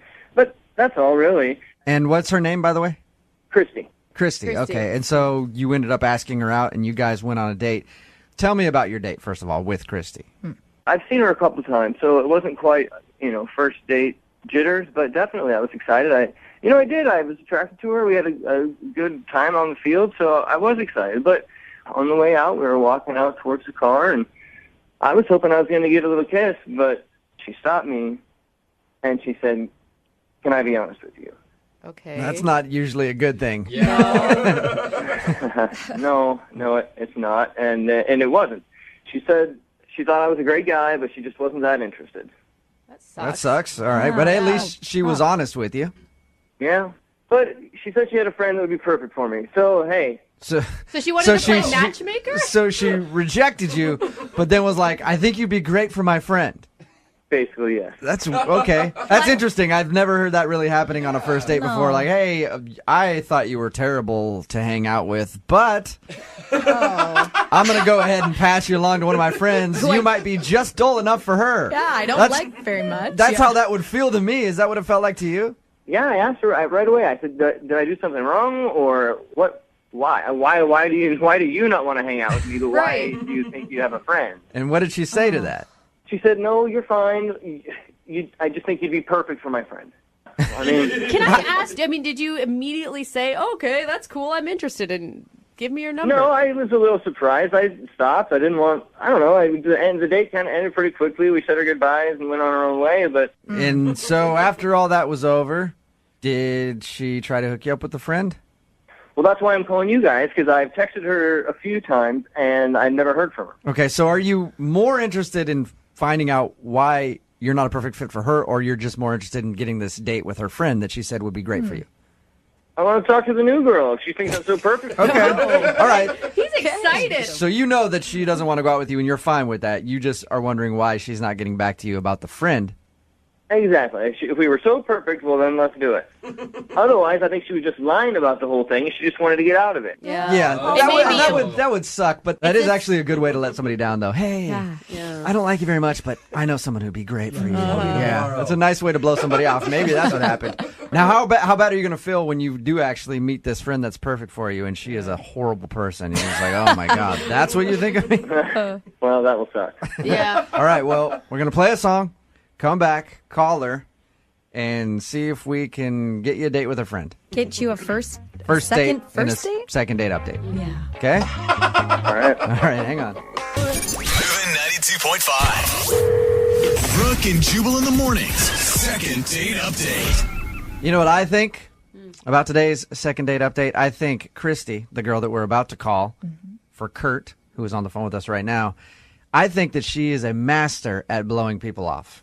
That's what I think happened, Kurt. Now, at the end of your date, if you're just tuning in for the second date update, they were done with their date, walking to the car. He thought he was going to get a kiss. She actually stopped and said, you know what? I just got to be honest. I'm not interested in you. But I have a friend that would be perfect. And how about I, get you in contact with her and you guys can go out? I'm thinking that was just a great way of blowing you off. Because if somebody said that to me, I'd be like, all right, well, I swung and missed on that one, but maybe I'll hit the next one out of the park. Kurt, are you worried that that's what happened? Yeah, I guess. Can you handle double rejection if that's what we find out when we call her?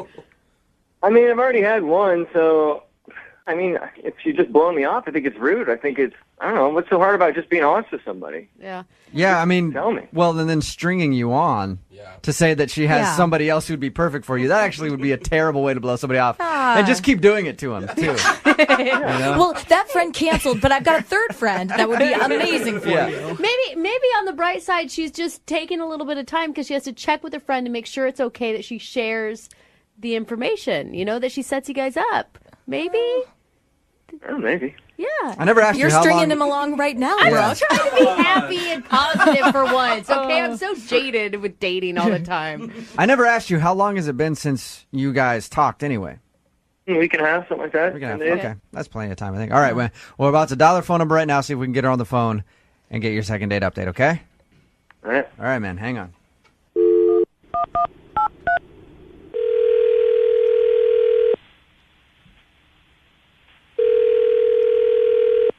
Hello? Hi, is Christy there? This is her. Hey, Christy, how are you? This is Jubal from Brooke and Jubal in the morning. Sorry, who? Jubal? J-U-B as in boy, A-L. From Brooke and Jubal in the morning. Okay. How are you? I'm okay. Why? Am I calling? Yeah. I like how we know each other so well I could finish your sentence, Christy. Beautiful. I'm calling you because somebody recently emailed our show about you. Somebody that you went on a date with because you kind of blew them off after your date. Okay. And they are wondering why. His name is Kurt. Yeah. Okay. So you remember going out with Kurt. Kurt told us a little bit about your date. He said that you were honest with him and told him that you weren't interested. But then you also said that you had a friend who was perfect for him and you'd get him in contact with her, and you haven't done that. So he's thinking that you lied to him and you didn't actually have a friend. It was just the easiest way to get out of the date. No, I do have a friend. Oh, good. So then why has it taken so long? Or did Kurt jump the gun and get in contact too quick with us? Well, Kurt's a very, very nice guy. Okay. Okay, let me put this in the best terms, I guess. He's very simple. He's a very simple man. Does that mean like stupid, or does that mean just like... Like he doesn't know how to use technology. What do you mean by simple? Well, okay. I went to college, graduated. I'm educated. Kurt is not. Dude, okay, so you think that Kurt is dumb? I didn't say that. You did. Okay. All right. Hey, you know what? I've been out with a lot of people. I've dated a lot of people for years that were stupid.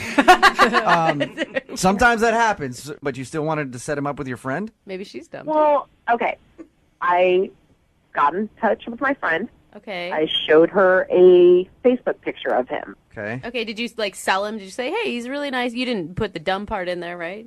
No. I just Okay. said, I have a friend who would be perfect for you. Okay.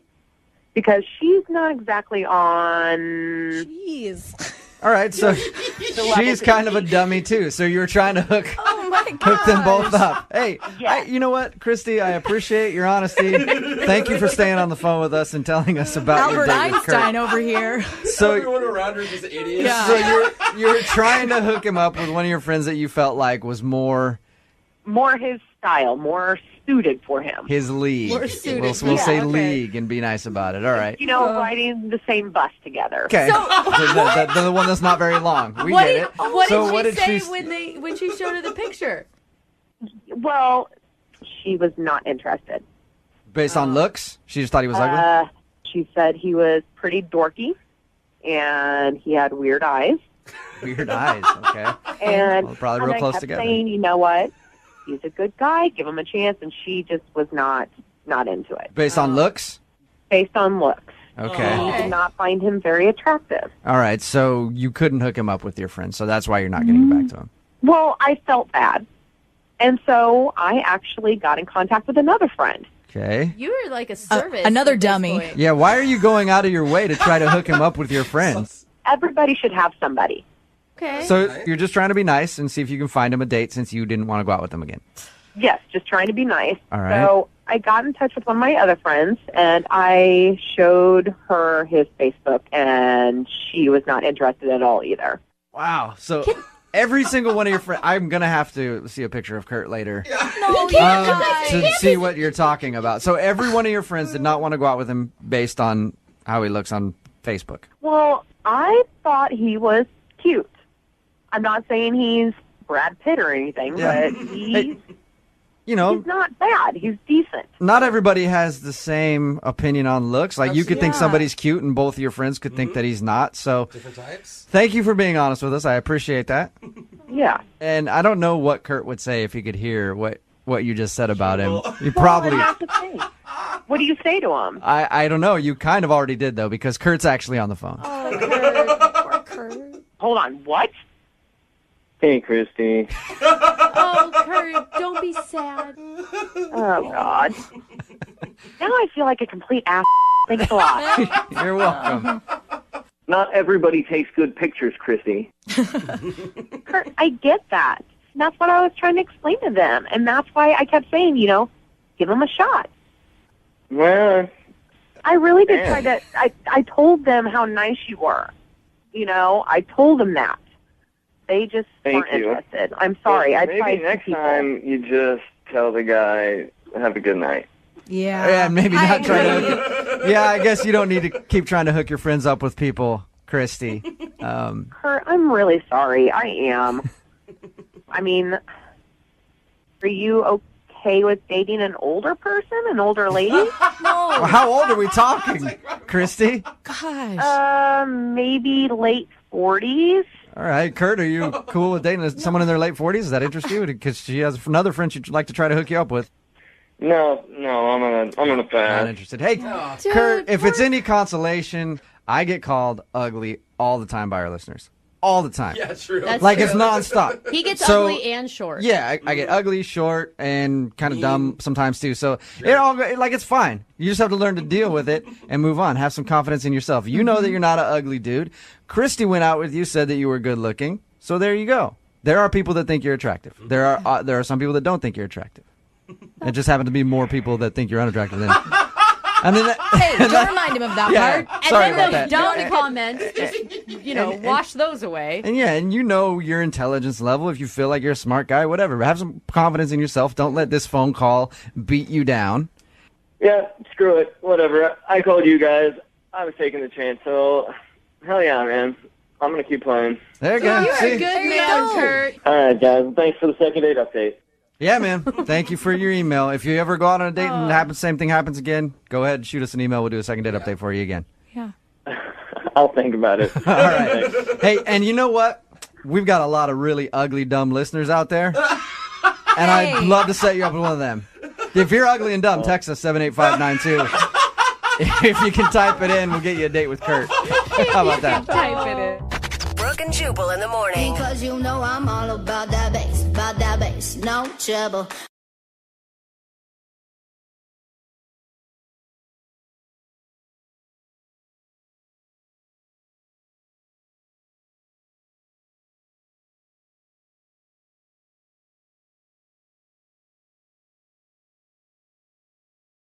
Are you single and feeling out of the loop? Put away that mouse and get out of the house. Join In the Loop, Seattle's brand new activities club just for singles. Go to intheloopsingles.com today. Moving 92.5. Brooke and Jubal's second date update. The girl that's on the phone to do a second date update today actually got stood up completely for her first date, but she feels like it might be her fault. Really? Yeah, normally when somebody gets stood up, they're angry at the other person. They're like, I just want to get them on the phone so I can yell at them. Yeah. But she feels like she might have actually screwed up and maybe understands why this guy didn't show up for her date. Amy, how are you? Hi, guys. I'm okay. First of all, did he just stand you up completely? Yeah, I mean, that's pretty much it. I waited at the bar and waited, and I never saw anyone. I didn't hear from him. That's like the worst feeling ever. How long did you wait?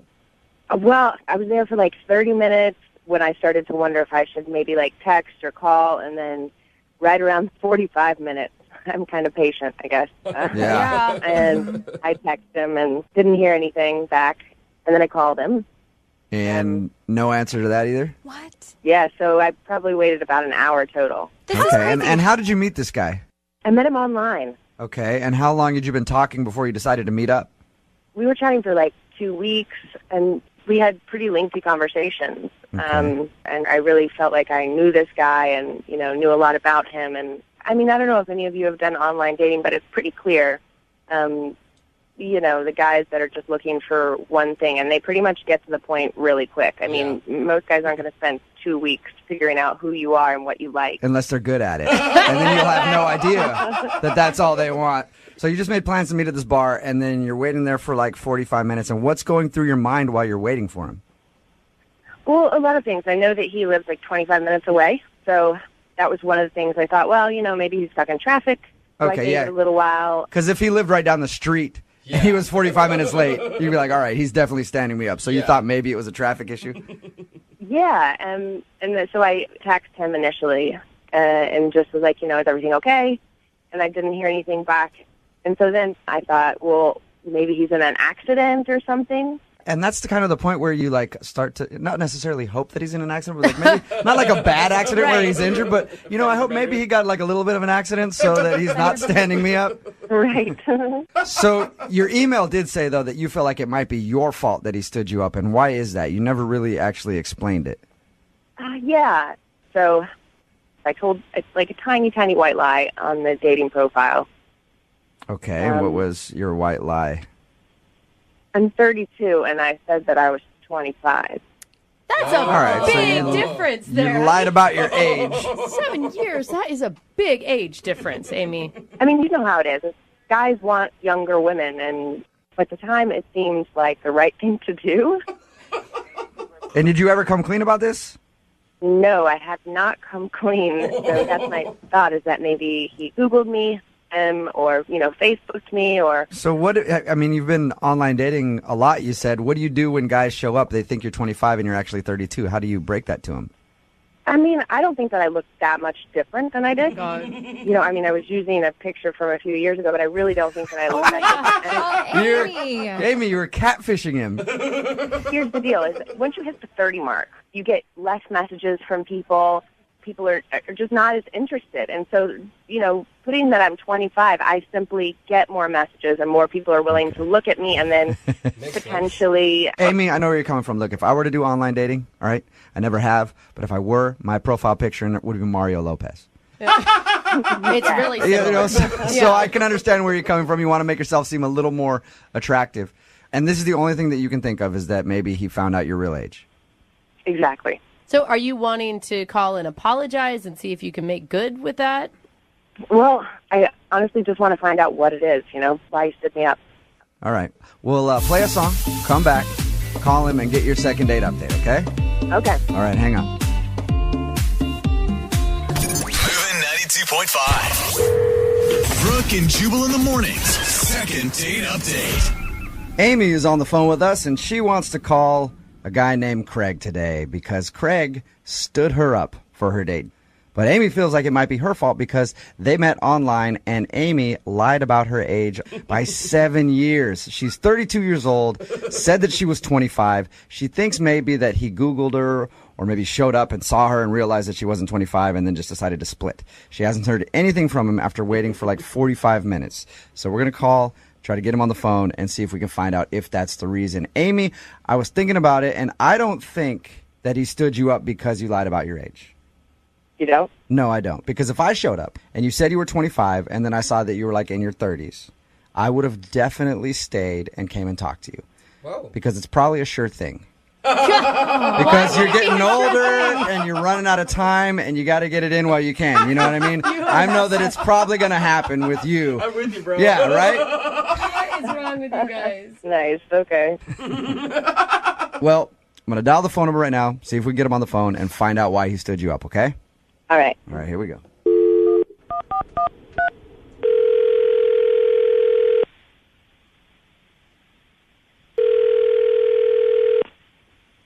Hello? Hi, can I speak to Craig, please? This is Craig. Hey, Craig, how are you? This is Jubal from Brooke and Jubal in the morning. Who? Sorry? Jubal from Brooke and Jubal in the morning, the radio show. Hi.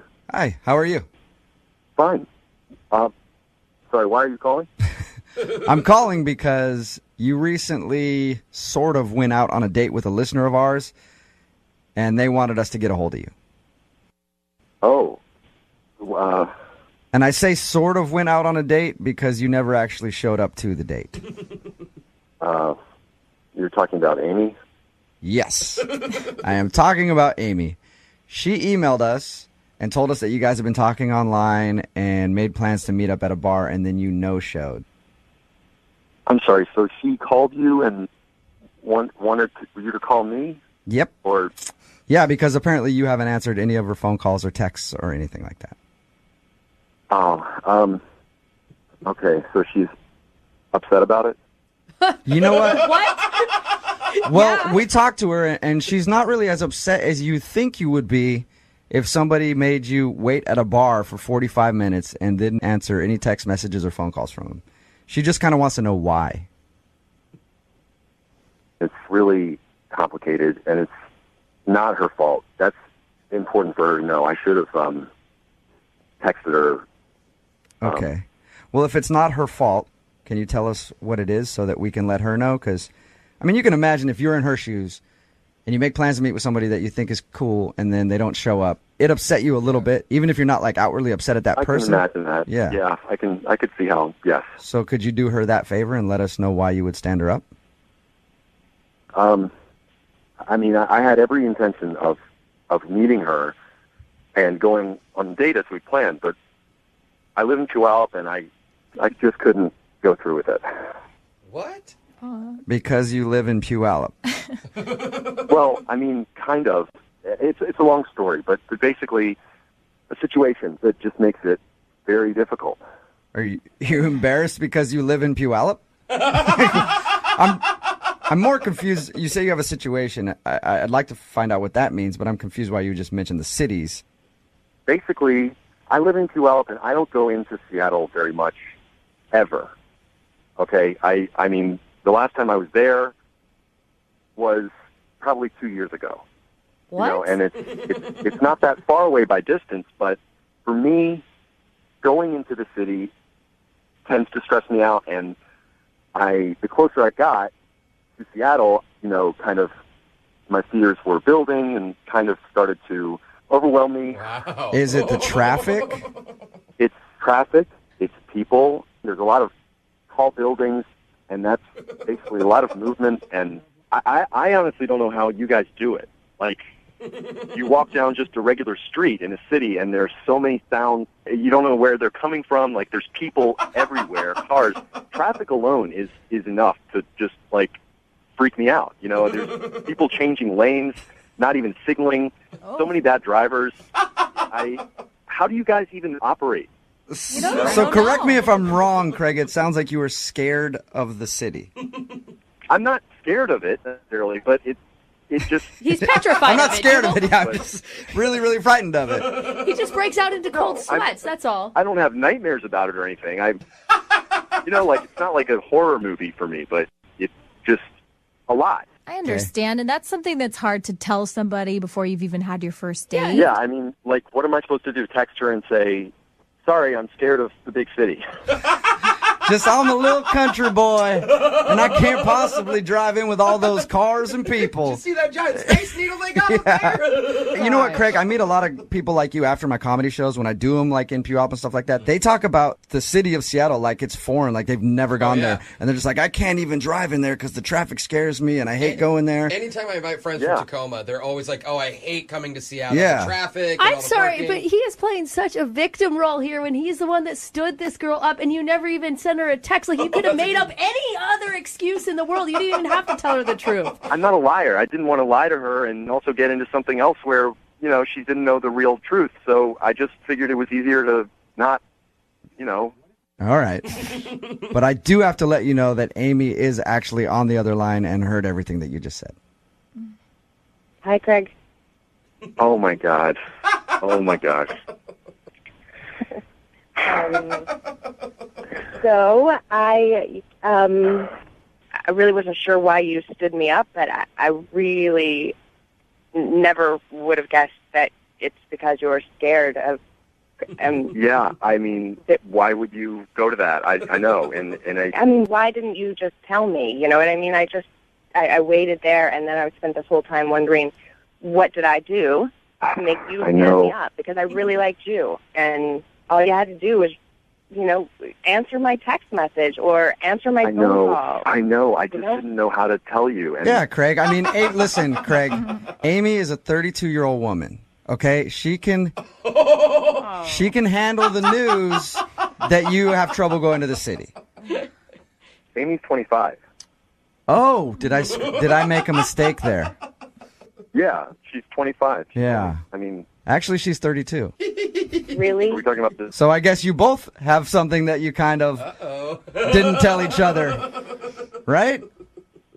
That's messed up. That is messed up. I figure now you both can come clean about everything. Are you really 32? Kinda. Kinda, sorta. Why didn't you tell me? Really, I just didn't think you were going to be attracted to me if I was 32, or you wouldn't have messaged me, or... Honestly, I thought you were a really mature 25-year-old. But I'm not. I have no problem with you being 32. It's a little weird that you lied to me, but I guess I kind of hid things from you, too. Yeah, and you made her wait at a bar for 45 minutes, Craig. True. So maybe give her a break on the age thing. Oh, my God. All right. Okay? Yeah. Craig, would you like a second date with Amy? I will pay for it. I don't know how it would work because I don't like to go to Seattle, and she probably doesn't want to come to me, and, it's kind of one or the other. I mean, at least we could meet in the middle, maybe, so I'm not always traveling, and maybe you could ride back with me sometime, and you'll be with me, and you'll be safe. You'll be safe from big, scary Seattle. You won't, oh, my God. You won't get robbed, Craig. Yeah. So what do you think? Can you guys find a way to make this crazy long-distance relationship of yours work? Long distance. Craig, have you ever been to the metropolis called Renton? Yes. Yes, you have. Okay, so you know where that is. What if we have you guys meet there? That should be fine. Okay. I can deal with that, yeah. Craig, it's a city that Craig can handle, and Amy, you know where that is. You don't mind traveling? Not at all. Not at all. Okay, perfect. Yeah. Then congratulations, you guys. You got your second date, Amy. Well, first date, I guess, because you never showed up on the first one, but whatever. Right. I'm super excited. Yeah. I promise I will be there, and if I'm not there, then I will call. Okay. I promise I will be there unless the parking lot is full. Too many people. Brooke and Jubal in the morning.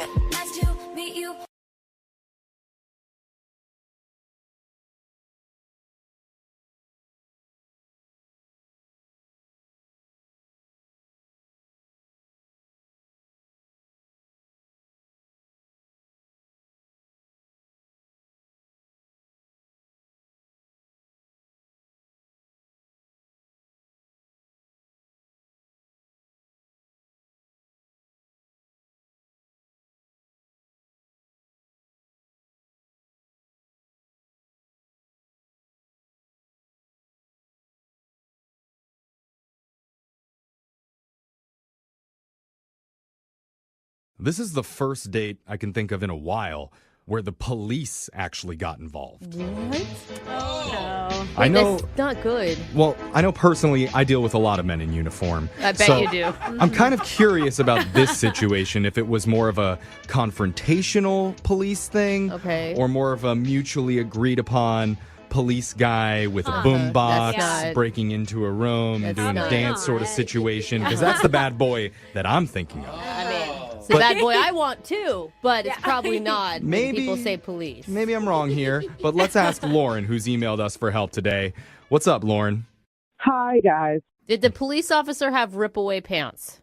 Oh, my God, no. It's too bad. It's too bad, Lauren. Give us a little clarity here. Tell us about the guy that you went out with. What's his name? His name is Cameron. Okay, and is Cameron the cop? No, he is not the cop. He was, in fact, my date who got the cops called on him. Whoa. Okay, wait, hold on. Yeah. How do you know Cameron? Where'd you meet him? I met Cameron on Bumble. Wait, I mean, it couldn't have been that bad if you're calling for a second date. Yeah. That's true. Well, so I'm just kind of worried about Cameron. I guess I just have to Okay, tell yeah. you. Tell us what happened Okay. when you and Cameron met. Yes, because this sounds juicy. I like it. We talked for a while on Bumble, and like all good things. I enjoyed the conversation, and he was a foodie like I am, but he liked weird food. So we were talking about it, and I was like, "Hey, I like weird stuff like chocolate covered potatoes. Not too weird." That's not weird. That's good food. I have never had a chocolate-covered potato chip, and I want one right now. Really I haven't either. Yeah. Really? Because salty and sweet together. yeah, it's Exactly. So what did you do? Did you go to the fair for your date?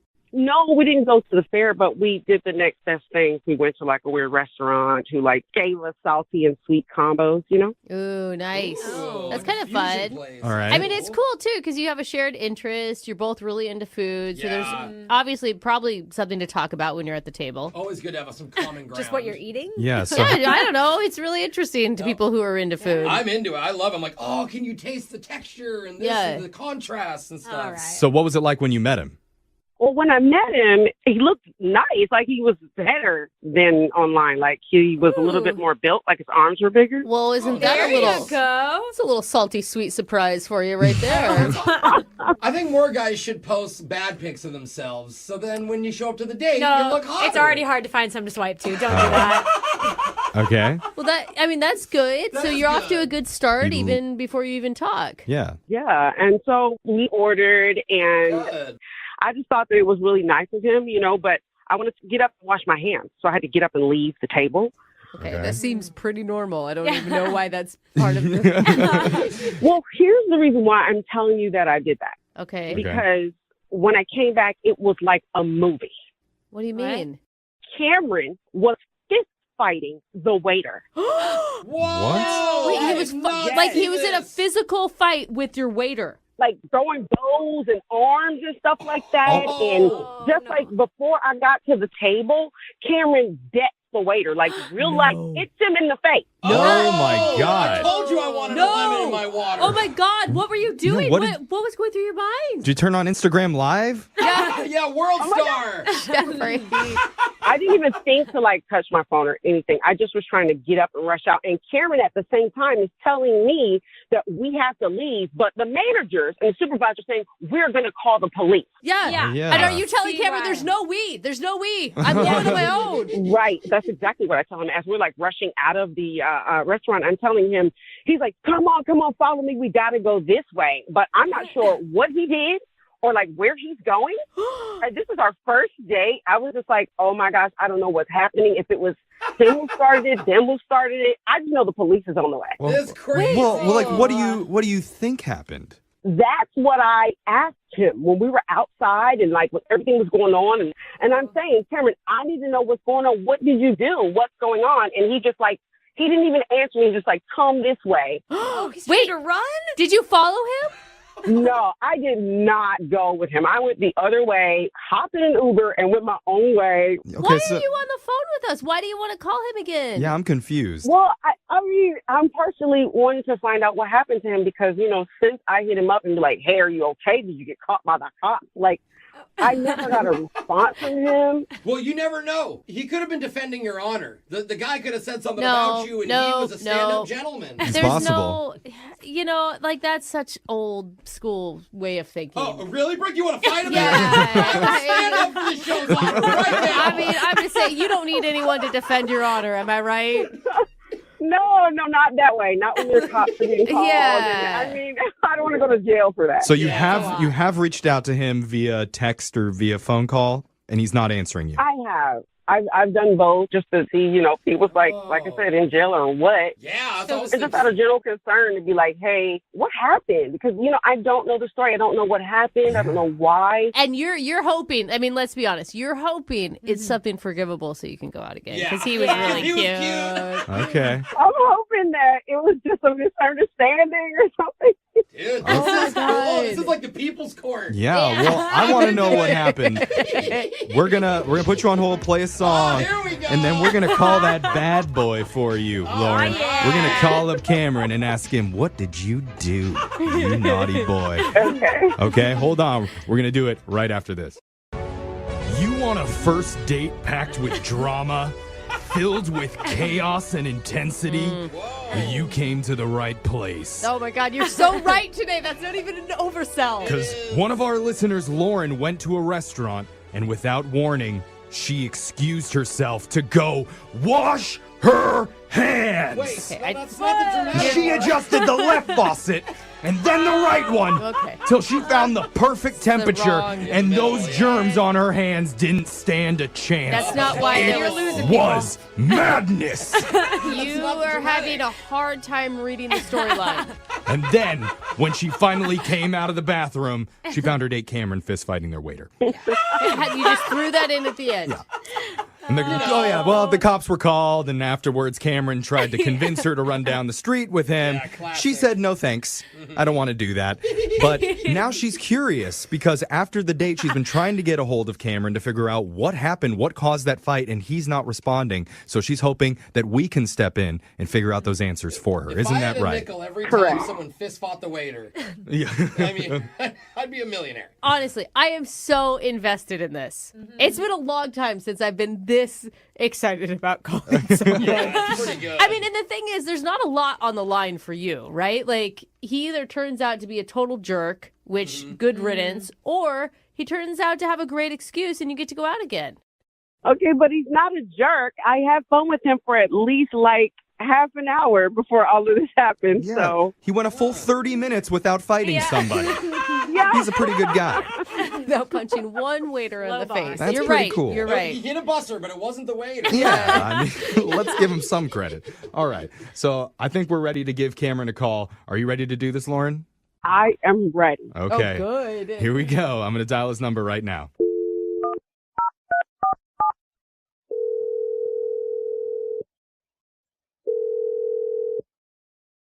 Hello?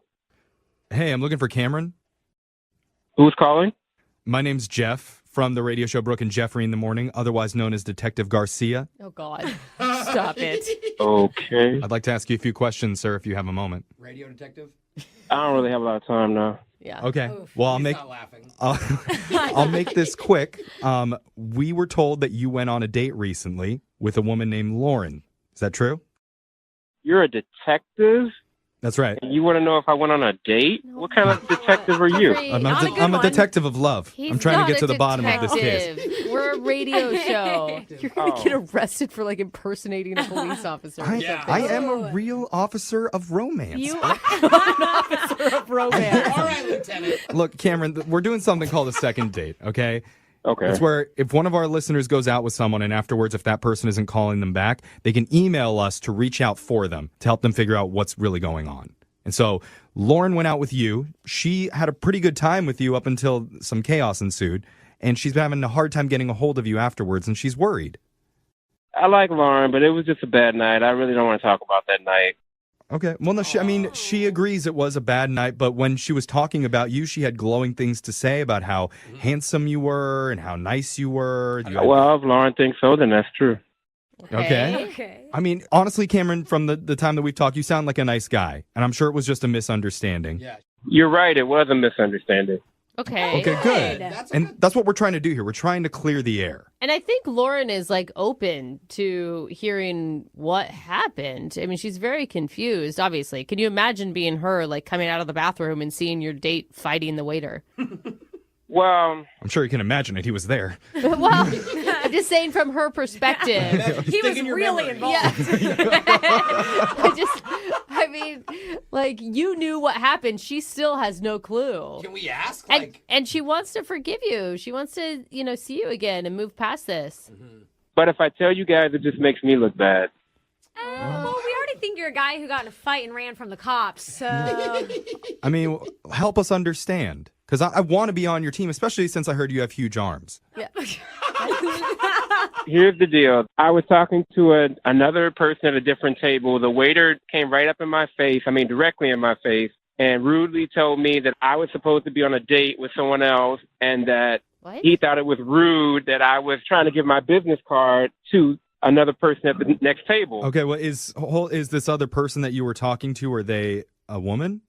Yes, I gave her my business card. I'm a trainer. So wait, so the waiter was interfering because the waiter saw that you were on a date, Yes. thought you were trying to hit on another woman, and was trying to put a stop to it while your date was in the bathroom? Yes, and he was arguing with me. He was saying, "Oh, you're not doing business," and you're not. He was basically right in my face after I told him to move on, and he was very rude, and he was a little aggressive. Why would he care so much? Well, same thing, though. I mean, he thought he was sticking up for her. Did you know the waiter? Did the waiter know? I don't know. I didn't know that guy. So wait, I used to be a server, and How I'm did- a very chivalrous man. But how does that lead to punching? Like, I still don't understand that. Like, you can be rude to someone and... He was directly in my face. I told him several times to get out of my face, and he kept coming at me, so he ended up on the floor. Sounds like you both are kind of That escalated. Yeah. Oh, jeez. Okay. Did you tell Lauren any of this?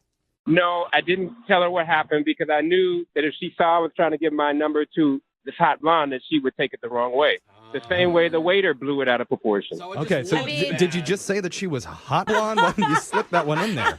She was good looking, but that's not a crime. I have a lot of clients that are good looking. So you're saying you weren't asking the other woman out or trying to give her your number. It was totally professional. No, it was professional. I have a lot of good-looking clients. You can check my website. Okay. I mean, all right. I'll hire a trainer that has good-looking clients. It means that they're training right, you know? All right, well, You make me look like that. Cameron, I really appreciate you opening up and telling us your side of the story.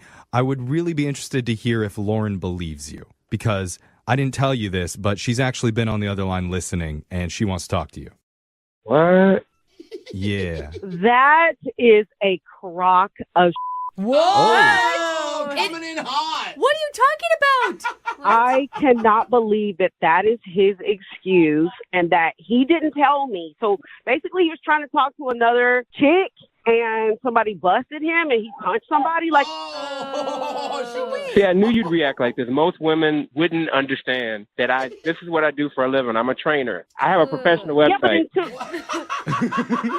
I have a website. Yes, I have the most attractive clients out of all the personal trainers in the entire country.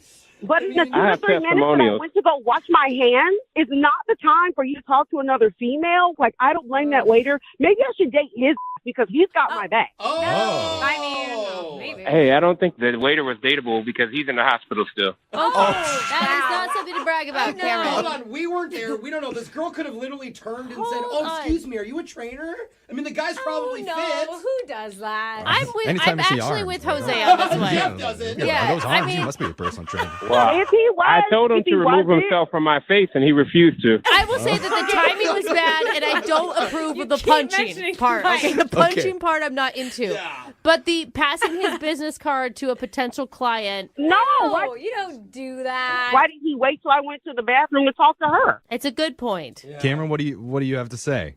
Well, the story is as I said it. I was trying to get a potential client. Yo. Okay, so wait. Here's why I believe him. And then he got up in my face. He didn't know she was on the line. He told us this story. Literally had no idea she was on the line. So he is telling the truth, in my opinion. Okay, here's the question that will find it out. Okay. All right.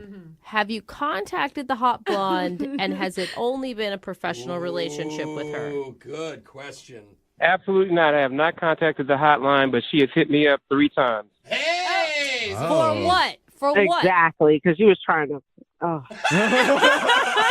Hit you up for what? She wants to get training sessions. Lauren, I think you should give him another chance. I think you should believe him. Okay, I don't think we should believe him. He punched somebody and he almost made me go to jail. I wanted to see if he was going to say sorry. So what I was expecting for him to be like at least remorseful that he hit the guy. When I walked up, you were already like gonna punch him, but you've not even said anything about that. It was about a hot blonde. Get the fuck out of here, Cameron. None of us were there, do you want to say sorry? I'm sorry that you were offended, but I'm telling you the truth. I actually was defending myself. Okay, well, it was. It That wasn't was not even an apology. Yeah, I mean, it was half of an apology. And with that said, I would love to send you two on a second date. We'll pay for it. Cameron, what do you say? I'll be happy to go out on a second date. Oh, see? okay. He does like her. I think maybe he wants the personal trainer even. Yeah. I did not say that. I don't mix business with pleasure. Oh, okay. Oh, is that a challenge? Well, he is interested. Lauren, give him another shot. Hell no. Oh. Yeah. It's all right. You set your boundaries. No, he's He got a crossed hard them. body but a soft heart. All right, well, Lauren, I'm sorry, but Cameron, I'm going to need your number, okay, bro? All right, I want to bulk up, that's all. I got you, bro. All right, nice. I'm going to fight somebody. Moving 92.5. Brooke and Jubal's second date update. A lot of people try to find fun games to play when they're on a first date. Usually it's something boring like checkers or Chinese checkers or Italian checkers. Basically, people play checkers on first dates all the time. But the guy in today's second date update, Mike, chose to play a different game. He didn't go the checker route. Oh, wow. Curveball. Yeah, what's up, Mike? How are you? Hey, guys. How you doing? Good. I read your email. Way to be bold and not play checkers on a first date, man. Yeah, thanks. I thought that was a little too run-of-the-mill, you know? Yeah. See, exactly. Mike knows what I'm talking about. Everybody's always playing checkers on first dates, huh? I know. Why are we so obsessed with checkers right now? I don't know, bro. What did you do on your first date? Well, so we went to a bar, right? And, we got to the bar, and I wanted to do something fun, and I wanted to break the ice. And so I decided, the two of us should play this game together, you know? Okay, what game? I thought we'll look at the bar, and we'll pick out a person, and we'll guess that person's name and what they do for a living. Oh, I like that game. I play that game. I don't know that there's a name for that game, but I often play that game. Yeah, it's fun. You get to show each other, a little bit of your personality. You laugh. Yeah, and you get to judge people all at the same time. No, it's not judging super people. fun. It's just like making funny backstories about how maybe they worked at a manure plant a while back. Totally, yes. So after the game, I thought, let's go talk to them and actually see how did we do. Oh, wow. Whoa. That's risky. Did you just go up to him and be like, hey, we've been watching you all night trying to guess what you do for a living, and we want to see if we're right, and then ask them a bunch of questions? So, you go up to them and you just sort of casually ask them about themselves, and you just try and drop it in. It's easy to start with the name, right? And then you naturally get to what they do for a living. And it turns out we got one guy right. So what did this guy do that you got right? Well, so he works in IT, and we looked at him. We saw his T-shirt. It was a computer graphic, and he was wearing some glasses, and he was nursing his drink in the corner. And we both thought IT, and we're talking to him, and he tells us he works in IT. And as soon as he said that, just instinct, she and I high five, and he looks at us real weird. Maybe he just thinks you're really passionate about IT jobs. Hell yeah, guys, can I get in on that high five too? Yeah, we totally would have high fived him. It was a great moment. Okay, so it sounds like you had a good time. Yes, it was so much fun. We kept going around and meeting more people, and there was this other table that we introduced ourselves to, and we hung out with them. We laughed. I was enjoying myself. She was enjoying herself. Wow. This table, they enjoyed hanging out with us. Hey! I mean, everything sounds great till this point. How'd you end everything? We both had to be up for work the next day, and we both decided, let's call it a night. And we walked outside. I gave her a hug, and it was just it was a really nice date. Nothing awkward. It was just a nice hug at the end, and I haven't heard from her since. Did you get time through all this game and hanging out with your new group of friends to actually get to know her very well? I mean, I thought so, yeah. You know, I thought, like, we got a chance to show each other, like, how we interact. And, you know, there were no, like, awkward silences that, like, I tend to experience on first dates. You know, we got to sort of, like, hang out with each other and, like, see how we interact with lots of different kinds of people. I thought it was awesome. Okay, so after the date, did you make plans to hang out again? We didn't make concrete plans, but we both said, like, yes, let's hang out again. She confirmed that she had a good time, Okay. you know, and I was, like, very clear. Like, this was awesome. I'd love to see you again. You think she's not calling you back then? You know, like, I don't know. There was one moment, like, during the night when, like, I made one joke about one guy that, like, I just thought it was a joke that, like, didn't land right, you know? Uh-huh. What was the joke? So we were looking at this one guy trying to guess his name and what he does, and, like, his clothes were, like, real shabby, didn't look like he prized, like, personal hygiene. And, like, I made a comment and a joke about, like, well, he's probably poor. Oh, dude. Okay, that's not really a joke. That's just mean. Were you right? Do you know if you were right? I don't know. We steered clear of that guy. Okay. Yeah, you don't want to talk to poor people anyway, right? Well, yeah. How did she react when you said that? Did she seem upset? I mean, there was, like, a look, right? She seemed a little bit like, oh, she winced a little. Yeah, of course, he's poor. You're going to wince. She didn't wince because of that. She winced because she's a little uncomfortable. And yeah. But I didn't think it was more than that. I mean, like, I'm poor. I couldn't care less if he's poor, right? Like, I'm just joking. Okay, you know? so you think maybe she's not calling you back because she didn't like that joke? I mean, that's really all I can think of. Okay, cool. Well, we'll play a song, come back, call her, and get your second date update, all right?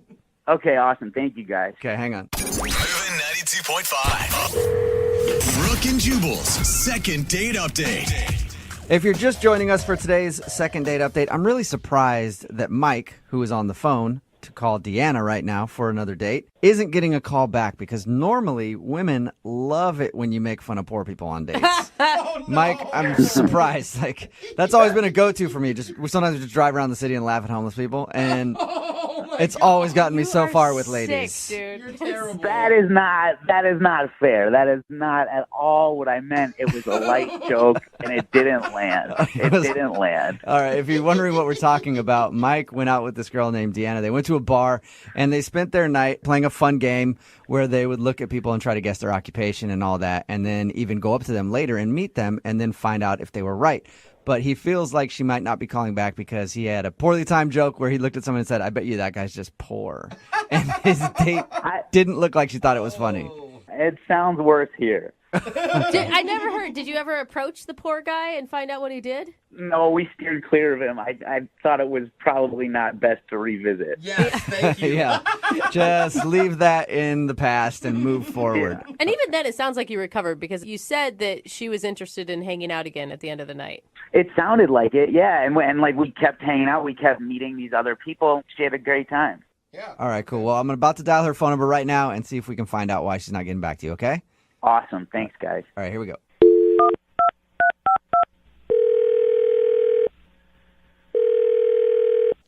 Hello? Hi, can I speak to Deanna, please? This is Deanna. Hey, Deanna, how are you? This is Jubal from Brooke and Jubal in the morning. Brooke and Jubal. In the morning. Brooke and Jubal's the first name, last name in the morning. Don't listen to him. What are you calling me about? What's happening? It's Brooke and Jubal in the morning. It's a radio show. And we got an email about you from one of our listeners. About me? Yeah. His name is Mike, and you guys went out on a date the other night. Oh. Why did he email you guys? That was a tone change. Because we do a segment on our show called The Second Date Update. So Mike had a really great time. He says he thought you had a good time too, but now you're not calling him back. So, well, that's interesting. That's interesting. You don't think that he had a good time? You could say that, yeah. His description of the date is like picture perfect almost. Like you guys were laughing, you're high-fiving, you gave hugs. Oh, that's true. I thought we had a really good time. I had fun, but apparently he didn't have, good enough time. Why do you say that? I mean, how much do you guys know? Well, we know that you guys went to a bar and then played a game where you would guess people's occupations and stuff. Uh-huh. Then went and talked to people and found out if you were right. Yeah. That's pretty much all he told us. Was it the poor joke? He told us about the poor joke, how he tried to gosh. make fun of somebody and it didn't really work very well. No, the whole thing was us judging people. That was fine. Okay, so you're into that. All right. Yeah, I mean, I was even joking about somebody saying that they were probably a professional, like, hamburger eater or something. Like we were just joking. It was all in good fun. It was fine. Okay, so if that didn't bother you, then why don't you think he had a good time? Okay, so did he tell you, like, we made some friends? He told us that you guys talked to a lot of people, yeah. Yeah, there was this one group in particular that, like, we kind of ended the evening with. We were sitting at the table and, like, you know, having drinks and having laughs, and, like, we got along really well. Okay, all that sounds good. Like, you haven't told me anything that sounds bad yet. So the point is, I had to work in the morning, he had to work in the morning, so it was time to go. You know, we give each other a hug. We say, you know, had a great time, like to see each other again. And at this point, you think that you guys are going to go out again? I thought so, yeah. So we say goodbye. And I get home, and one of the girls from the table sent me a friend request on Facebook. So, you know, I accepted her friend request. And, like, I had not been home that long. And she sent me a message on Facebook saying that she's like, I don't know if you know, but this guy that you were in with is back at the bar. Oh. And he was, like, she told me, she's there, like, in real time, like, telling me, like, what's going on with this guy, that he's, like, at the bar, like, flirting with other girls. When he told me he was going to go home. So Yeah. didn't go home. Yeah, but in the same vein, you guys, I mean, it's one date. It's not like you're in a relationship. He has no reason to be... But I'm just saying, it's kind of weird for him to say goodbye to me and go back into the bar where we just had a date, and he's hitting on other girls. Yeah, I mean, I guess I could see that. I'm still on the fence. Is that weird?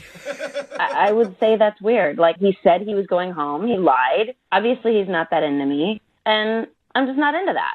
Okay, well, he said that he was into you. Well, it seems otherwise. Okay, well, maybe you want to ask him because he's actually on the other line listening to this conversation and wants to talk to you. Are you serious?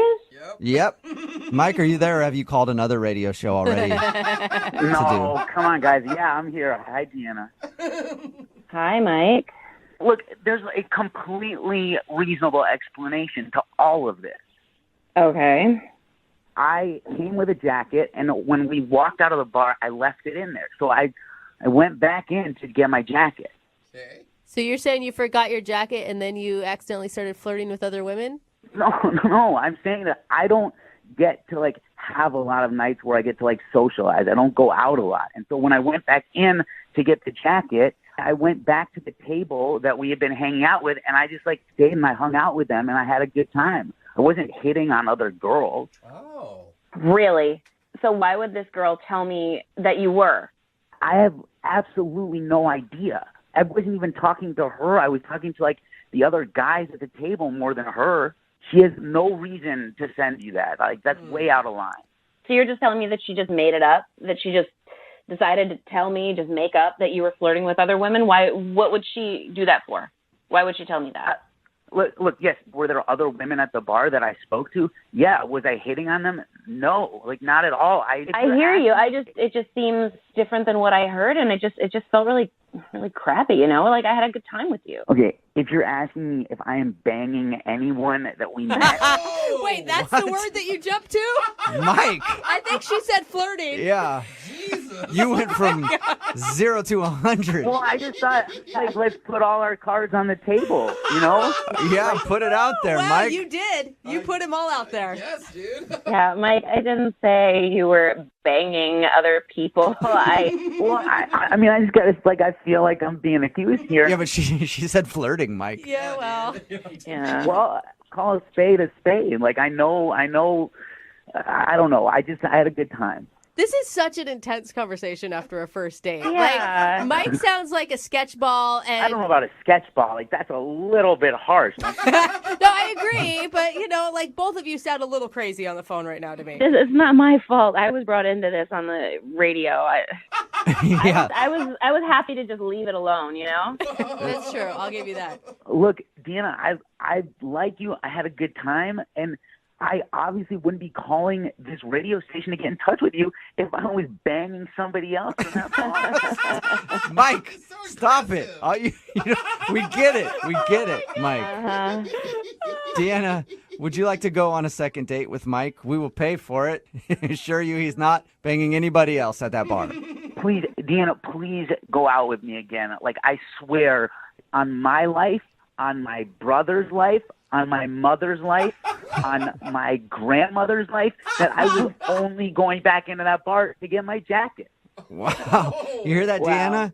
People will die if Mike's lying. So would you go out with him one more time? I mean, I don't want to hurt his mom. Okay. Yes. All right.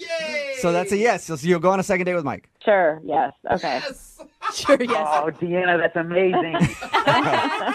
Okay. Thank you. I promise you will not regret it. We'll have a great, great time. Okay. But keep the banging talk to a minimum. Awesome. Brooke and Jubal in the morning. Got a text in at 78592 says that guy is totally lying. He definitely went back to that bar to hit on other women. Yes, he was. If you missed today's second date update, that was taped while Brooke was still here. Jackie is filling in while she's out on maternity leave. Mike wanted to call a girl named Deanna who wasn't calling back after their date. Apparently, while they were out on their first date, they kind of played a game where they would look at people and guess what they did for a living and stuff. Sounds fun, though. I like that whole thing. And then they'd go up and talk to those people and find out if they were right. Well, after they left each other for the evening, apparently they made friends with some people, and one of the girls texted her and was like, hey, that guy's back here again, and he's totally hitting on everybody. So she didn't want to call him back because he figured that he was just a player, and he went back to the same bar they were just hanging out at to hit on people. And he swore that he forgot his coat there, and he just ended up, like, hanging out, and he doesn't know a lot of people and have a lot of friends, so he was just having a good time. Oh, yeah. And she bought it and agreed to go out with him again. Okay. So.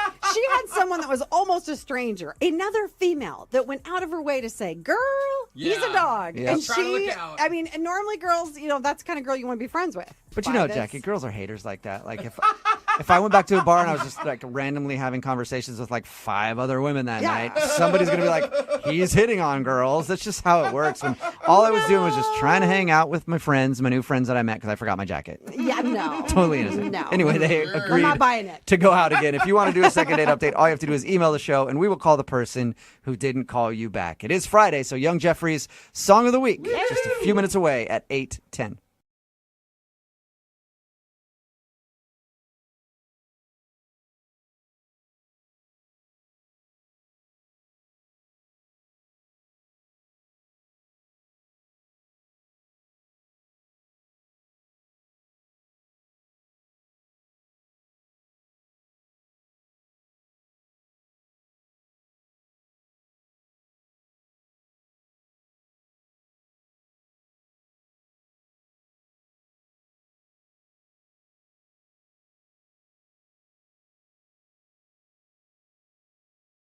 Moving 92.5. Brooke and Jubal's second date update.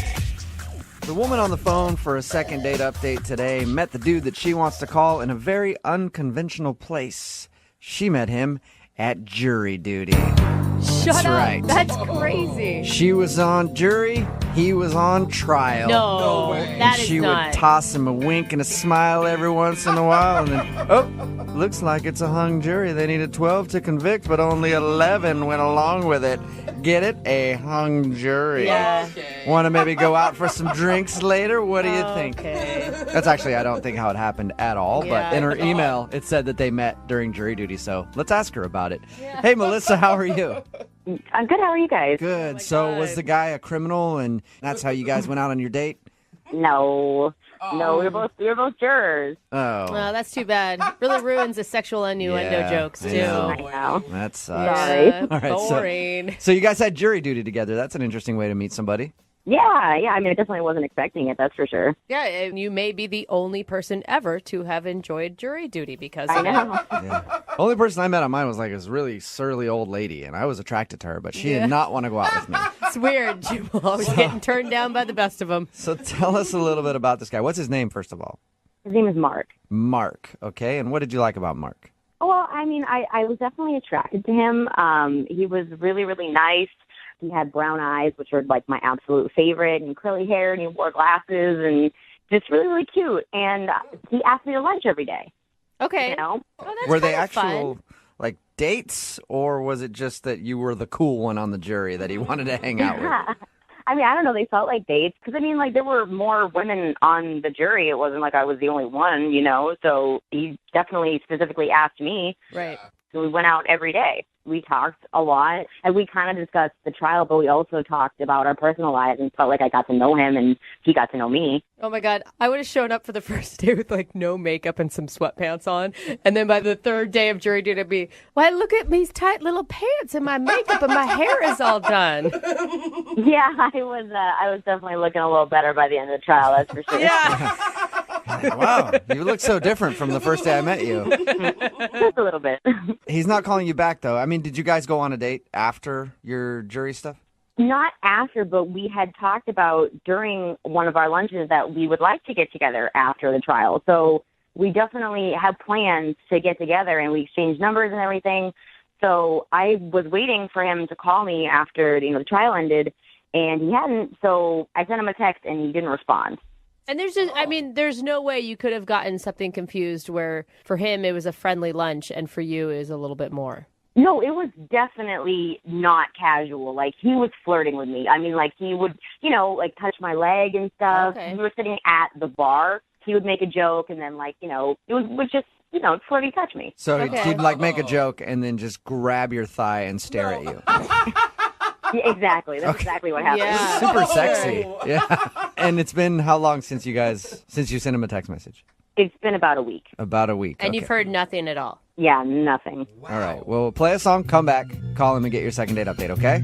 All right. Thanks, guys. Okay, hold on. Moving 92.5. Brooke and Jubal in the mornings. Second date update. In the criminal justice system, the people are represented by two separate yet equally important groups.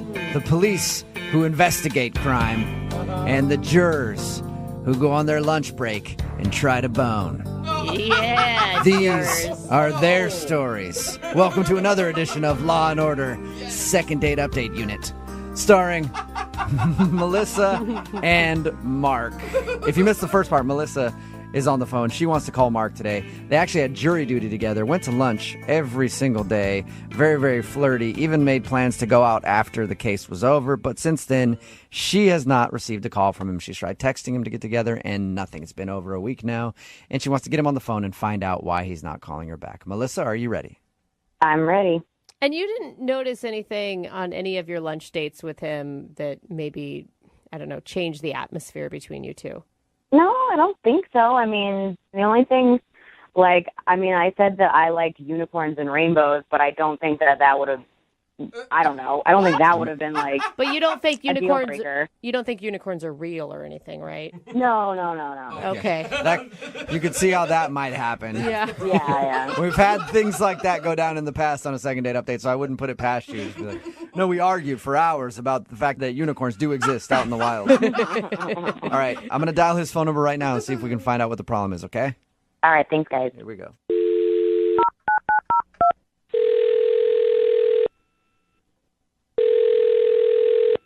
Hello? Hi, I was looking for Mark. I'm speaking.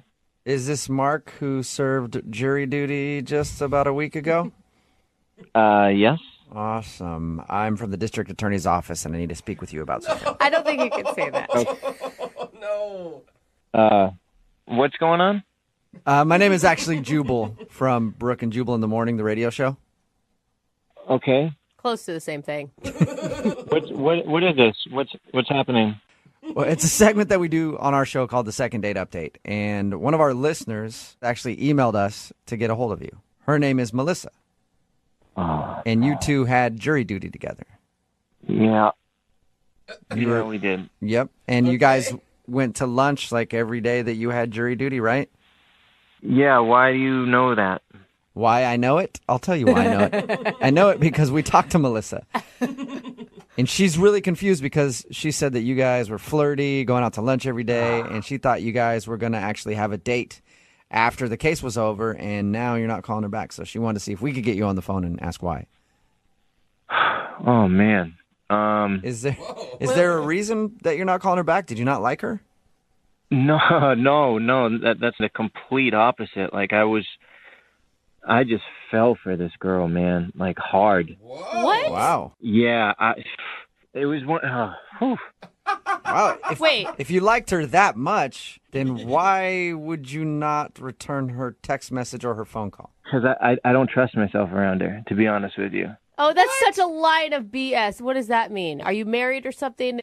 No, I'm not married. It wasn't anything like that. Like I just I realized that like it probably wasn't great for me to be around her. Like how though? What do you mean? She she didn't do this intentionally, but she like inadvertently changed my vote for this trial. What? Whoa. And after like I got back and I was like, oh my God, like I just put this dude away when I didn't really believe that he was guilty, because she did, and we were talking, and it was just like, oh no, yeah, totally, completely. I know, I agree with you, of course, you know. And I, oh man, yeah, dude, I didn't. So she told you? Okay, sorry, you're confusing me a little bit. So you voted that this guy was guilty, but you didn't think he was guilty because of her. Yeah, I can't really explain it, to be honest with you. I mean, she's so beautiful, my God, and she's so smart. I feel like I would do anything for her. Whoa. And that terrifies me. Usually that's a good thing. Where people are like, man, you're amazing. I would do anything for you, but you feel like... Listen, if she can convince me to convict an innocent dude, what else could she convince me of, you know? Oh, I'm sure that guy would be totally understanding. Like, hey, listen, I had the hots for this girl. Don't worry. Sorry about that whole locked up thing. And I didn't call her. Yeah, sorry, buddy. It was love. Happy 5 to 10. I feel so incredibly guilty about the whole thing. I mean, this girl is amazing. If you talk to her, just please tell her there's nothing that she did. There's not like okay, well, I don't even have to tell her that. You can. I told you I don't want to talk to her. No, I mean that she's on the other line listening right now and wants to talk to you. So are you serious? Yeah, you've actually already kind of told her what the problem is. Really, Mark? Of all the things, that's the reason? Oh my, this is so awkward.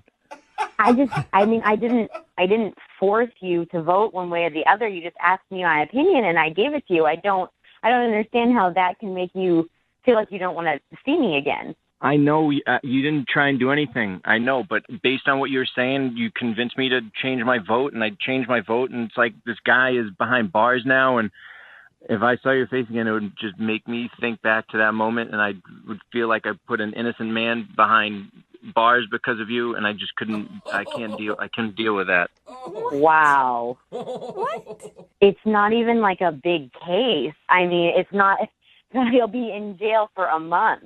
It wasn't like the sentence was that harsh. It's not like you sentenced somebody to death. Melissa obviously thought he was guilty. So, I mean, there's the other side of the argument, too.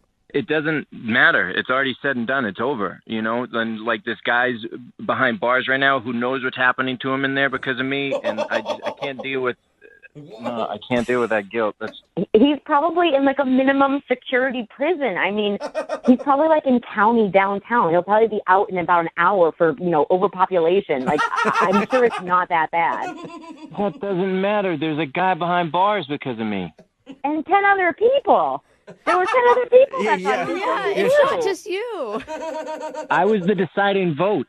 I had a vote on this man's life, and I screwed it up. This man's life. Melissa, are you still attracted to Mark after all this?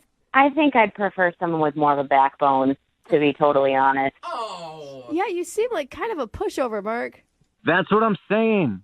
I can't be around her. I know that. Okay. So you don't want to be around her because you have no backbone and you would never be able to stand up for yourself. Normally I am. I'm a strong-willed person with a strong backbone, but even just hearing her voice, I turn into a jellyfish. Well, okay.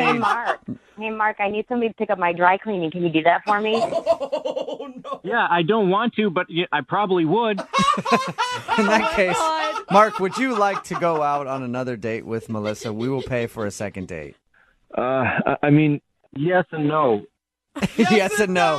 I guess the decision is all Melissa at this point. Melissa, do you want to go out with Mark again? It's your call. Say no. Yes, but I want him to pay for it, not you guys. Dude, Melissa, I feel like you're going to use your powers for evil. Yeah. Harness well, them now for that good. I know I have them, I must. Oh, I'll do whatever you want. Let's just get this over with then. Oh my God. Wait, are you saying you'll go out with Melissa again? I have no choice. Okay, and Melissa, you actually do want to go out with him again? I need to make sure. Yeah.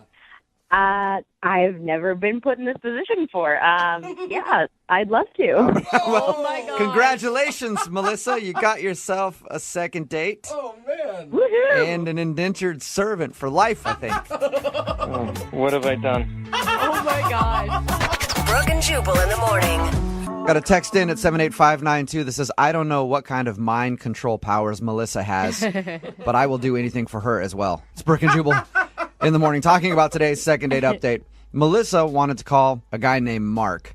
They've actually served jury duty together, and she was wondering why he wasn't calling back. They enjoyed their time together. They agreed to go out on a date, but we got him on the phone and found out the reason he wasn't calling back was because Melissa controls him and his every move. He said that he didn't want to vote guilty for the guy that was on trial, but because she thought the guy was guilty, he voted guilty. And she didn't ask him to vote guilty. No. He just did it, and then he assumed that that means that everything Melissa would ever ask him to do, he would do it. He had no backbone when it came to her, so he didn't want to see her again just to try to preserve himself because he knows that he can't control himself. No matter what Melissa wants, he will do it. Which kind of told us what he was going to say at the end when you asked if he wanted a second date. Yeah. Yeah, of course. They are apparently going to go out again. He says that he knows it's not a good idea, and he probably shouldn't go out with her because he can't trust himself. But Melissa said, Mark, you're going out with me. So he said, okay, I'm going on a date with you. I think he's doing some chores for her, too, around the house. Yeah. You know, picking up the dry cleaning, vacuuming, dishes. Yeah, whatever Melissa wants,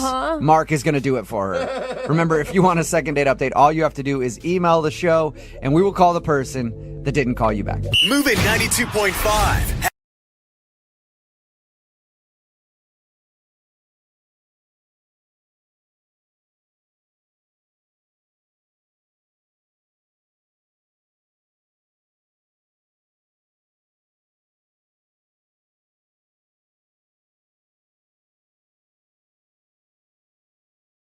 And welcome back to Dating Tips with Justin from today's second date.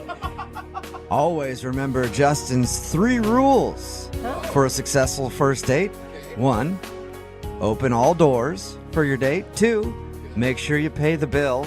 And 3, always fake a wedding proposal. Oh, God. Sure to work? Oh, man. Never. Justin is on the phone for a second date, and today he wants to call a girl named Naomi.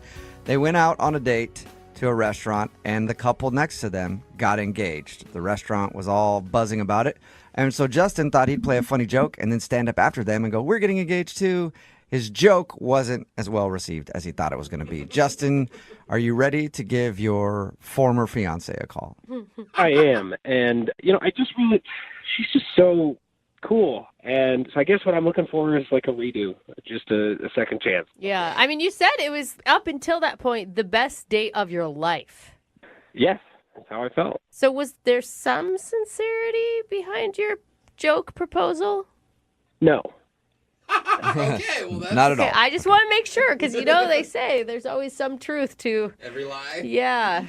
I mean, if she'd have said yes, it would have turned into the worst date ever. Yeah. Okay. I just want to make sure you didn't secretly want that. Yeah, all right. Yeah, that could have gone so bad for you if she's like, absolutely, I'd love to. And then she calls her mom right then and there, and now you're stuck. All right, well, I'm going to dial her phone number and see if we can get her on the phone. Here we go.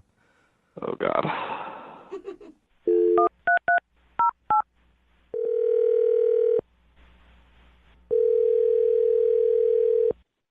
Hello? Hi, is this Naomi? Yeah, this is her. Hey, Naomi, how are you? This is Jubal from the radio show Brooke and Jubal in the morning. What? This is Jubal from Brooke and Jubal in the morning. What's going on? Not much, just hanging out. What's going on with you? How you doing? What you up to today, girl? No, I mean, why are you guys calling me? Yeah. Oh. Yeah, we know. Okay, I missed the point. Sorry. We got an email about you from one of our listeners. It's a dude who wants to do a second date. Do you have any idea who might have emailed us? I mean, I went on a date recently, but I don't know why he'd email a radio station. What was his name? Justin. That's it. Justin emailed us because He said he really enjoyed going out with you, but now you're not getting back to him. Yeah. Okay, so that's true. So I guess there's a reason. It wasn't Yeah. just like, oh, I let him know that I ran out of time. No, there's definitely a reason there. Is it because he proposed to you on your first date? I mean, I'm just taking a wild guess. Okay, awkward. Yeah, right? Did you think that was funny? Because he said he meant it as a joke and you were laughing. I mean, at first, but then the whole restaurant kind of started looking at us, and it was not comfortable. Yeah. So you think it was just, I mean, was that the moment that ruined the vibe? Before that, I honestly, I was having a good time with him, and he seemed like a funny kind of guy. Okay, so the wedding proposal thing didn't completely kill it for you. Well, it's kind of complicated. Can you mind explaining so we can tell him? Well, later that night, I went home and I had this vivid dream. And Was I wearing pants? She doesn't even know who you are, Jubal. Not about you. Oh, Yeah. my bad. Okay. I'm assuming again. Sorry. Get back to No, your dream. What was your dream about? So Justin and I were actually getting married in my dream. And like, it was really, really vivid.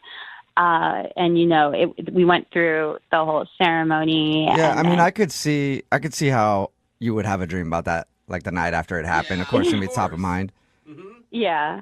But then afterwards, it went straight to us in court getting divorced. So you got That's it. married and divorced all in your dream. Weird dream. Yeah. Quick dream. So, I mean, when I woke up, it was really unsettling, and I felt kind of weird, and I didn't know how I really felt about it. But the more I thought about that, that's definitely a sign from the universe. Like, I should not go out with him again, right? Wait, So- hold on. Whoa. You dreamt that you got married and divorced, and you think that that's why you shouldn't go out with him again? Oh, definitely. Wait, sorry, I'm going to hop in here. Wait, what? Yeah, Naomi, that's Justin. He's actually been on the other line listening and wants to talk to you. Oh, my God. Wait, are you joking? No, okay, look, I understand that this is a little extreme, maybe a little overkill to call, and Oh, my God. and I just need to go back to what you were saying. You had a dream that we got married and divorced, and so now you don't want to go on a date with me again? I mean, Justin, first off, this is crazy that you contacted me through a radio station. So I think this is almost maybe another sign that we shouldn't pursue this. But Well, then that might be mean, the first sign. You're saying that the reason that you thought we shouldn't be together is because of a dream that you had. Like, I don't have a dream that I get fired and then not go to work the next day. well, Justin, I believe in signs. I believe that our dreams do tell us the truth about things. They reveal, what is our path or not our path in many ways. And I definitely think that this is not the right path to take. It would end in divorce. Naomi, I'm sorry to interject here real quick, but I just don't think, I've had dreams that my husband's cheated on me.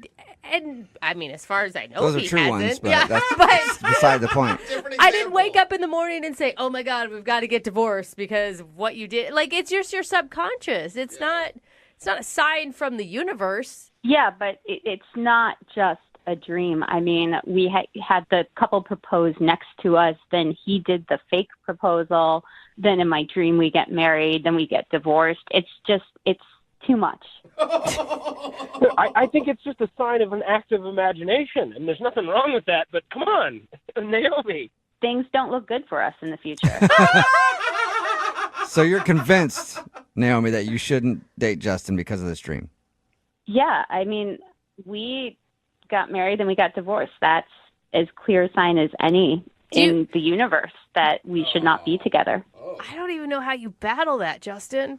Naomi, I'm sorry, but this sort of sounds crazy to me because it was a dream. It was one dream. You can't make all your decisions in life based on a dream. I mean, obviously you would dream about that we had the proposal thing happen that night, and so you would be dream. I mean, I think we even talked about divorce at dinner that night. Justin, I don't think you get it. Like, I know plenty of people. For instance, my grandma, she had a dream where she got sick and she was sneezing, and then she got pneumonia. Whoa. Was it like the next day or like a year later? No, it was like within a week. Whoa. Well, that probably means her body was already ill. Yeah. I don't know. Exactly. Okay, so Naomi, you're starting to sell me on this whole dream thing. no, you guys. I dreamt I was a wizard in a Harry Potter book once, but I wasn't. Are you sure about that? Yeah. Maybe somebody cast a spell on you. Now you don't even know you can do wizardry. Justin Dole. Yeah, no, maybe it'll happen in the future. Justin, you sound a little kind of angry at this point. Well, I am angry because this is ridiculous. The bottom line is, Naomi, I like you. I had a lot of fun with you. I think we would continue to have fun together, and that bizarre freak incident is not going to happen every time we go out. All right, with that being said, Naomi, would you like to go out with Justin on a second date? We will pay for it. Ooh. Yeah. You didn't dream that, did you? Yeah. And Naomi, think about it. I feel like you have to give him another chance. Just one more time. And if you have a similar dream, then call it quits. You guys, I've got a bad feeling about it. I just don't want to tempt the universe with stuff like this because we'll end up regretting it. And I don't want that. Justin, you're a nice guy, and I wish you the best of luck. Oh, wow. Man. I really think you're making a mistake.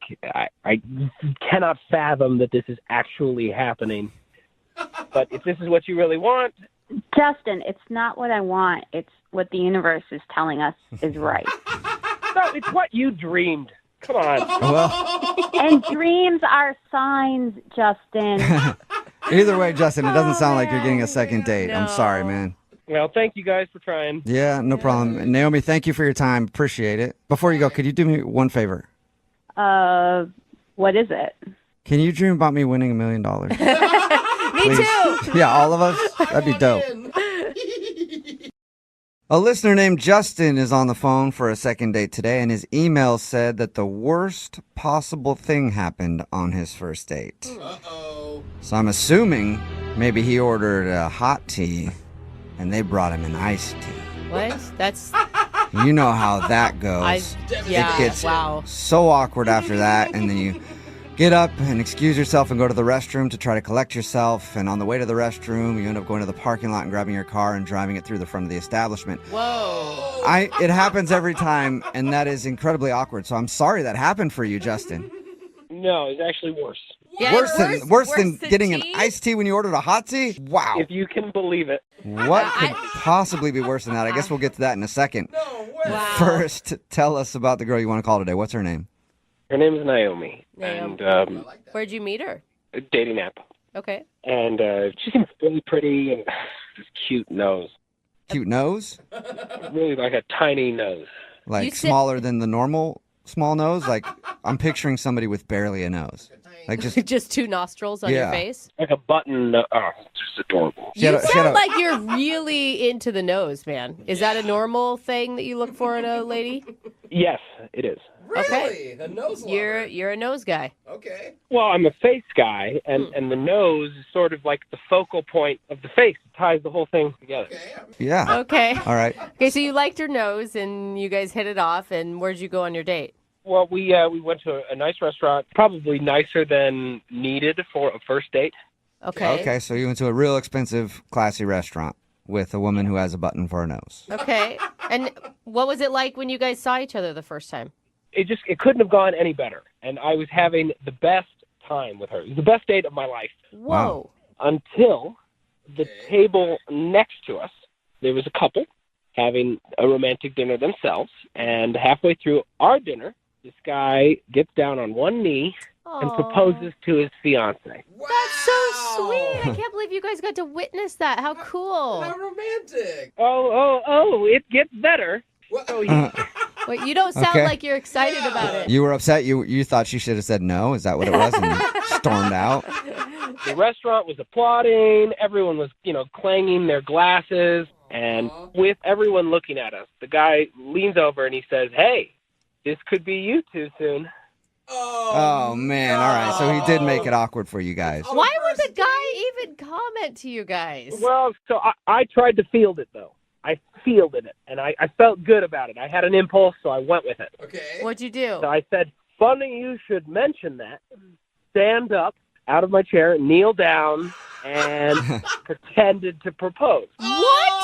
Why would you do that? What on God's planet would make you do something like that? That is wrong on so many levels. I was just trying to be funny. I thought it was really funny. Yeah, real funny. Like, upstage the couple that just got engaged and then make it really awkward between you and your date. Well, I don't think it would have been, except I got up and I said, sorry, guys, just kidding. We're actually on a first date. Okay, so you admitted that you weren't actually proposing. Okay, good. Did people think that was funny? Yeah, everyone thought it was funny, but now, all of a sudden, every eyeball in the restaurant was on us as a first date in the middle of the room, next to the couple who'd just gotten engaged. Right, okay. So everyone's looking at you. Was your date real awkward after that? It was excruciating, because it really felt like everyone was paying attention to us. The couple who'd just gotten engaged thought that they should pal around with us, and they tried to buy us dessert. And at the end of the dinner, the manager came over and he says, look, if you ever want to come back to the spot of your first date to propose. Oh, yeah. Call. Yeah, but you're acting like annoyed. You're the one that set yourself up for that. I didn't propose to the woman next to me at the other table. That guy did it. Yeah, but you didn't have to fake a proposal to your first date. Exactly. No, but you weren't there. I had to make the joke. I don't know, man. I could just see if I was your date. You don't want to see someone joke about that even. Like the first time you see a man get down on a knee, you want it to be for real. Well, I don't know if you get the sense of humor in it. Okay. Did your date get the sense of humor in it, though? I think that's most important. I think she did. She laughed. She laughed hard with everybody else. I think it was me saying that it was our first date and that it kind of put us under a microscope for the rest of the evening. So why do you think all the attention ruined your night? Because it felt like we were on display. I mean, you could see the people would like lean over and whisper to each other like while making eye contact with me. Oh. And I didn't feel good about the rest of the date, and I think Naomi felt the same way. So how did it all end with you and Naomi? With an awkward hug. Oh, yeah. All right. So everything went downhill after that fake It proposal. ended with an awkward hug, and then I kind of reapproached the joke, and this is where I think, Brooke, you're probably right. I went too far because I said, maybe we'll come back one day. Oh, man, you should not have called back to that joke. You should have pretended like it never happened. No, that just feels like it's too sincere then. I feel like that makes it then not a joke. Well, that's why I'm thinking I screwed it up. I mean, I thought it would be funny, and she didn't really even laugh, and we've texted a little bit, and it's sort of lukewarm. When I asked her if she wants to do anything, I don't really get a response. Okay. Well, we'll play a song, come back, and then call your fiance and get your second date, okay? Hey, thank you. Yeah, hang on.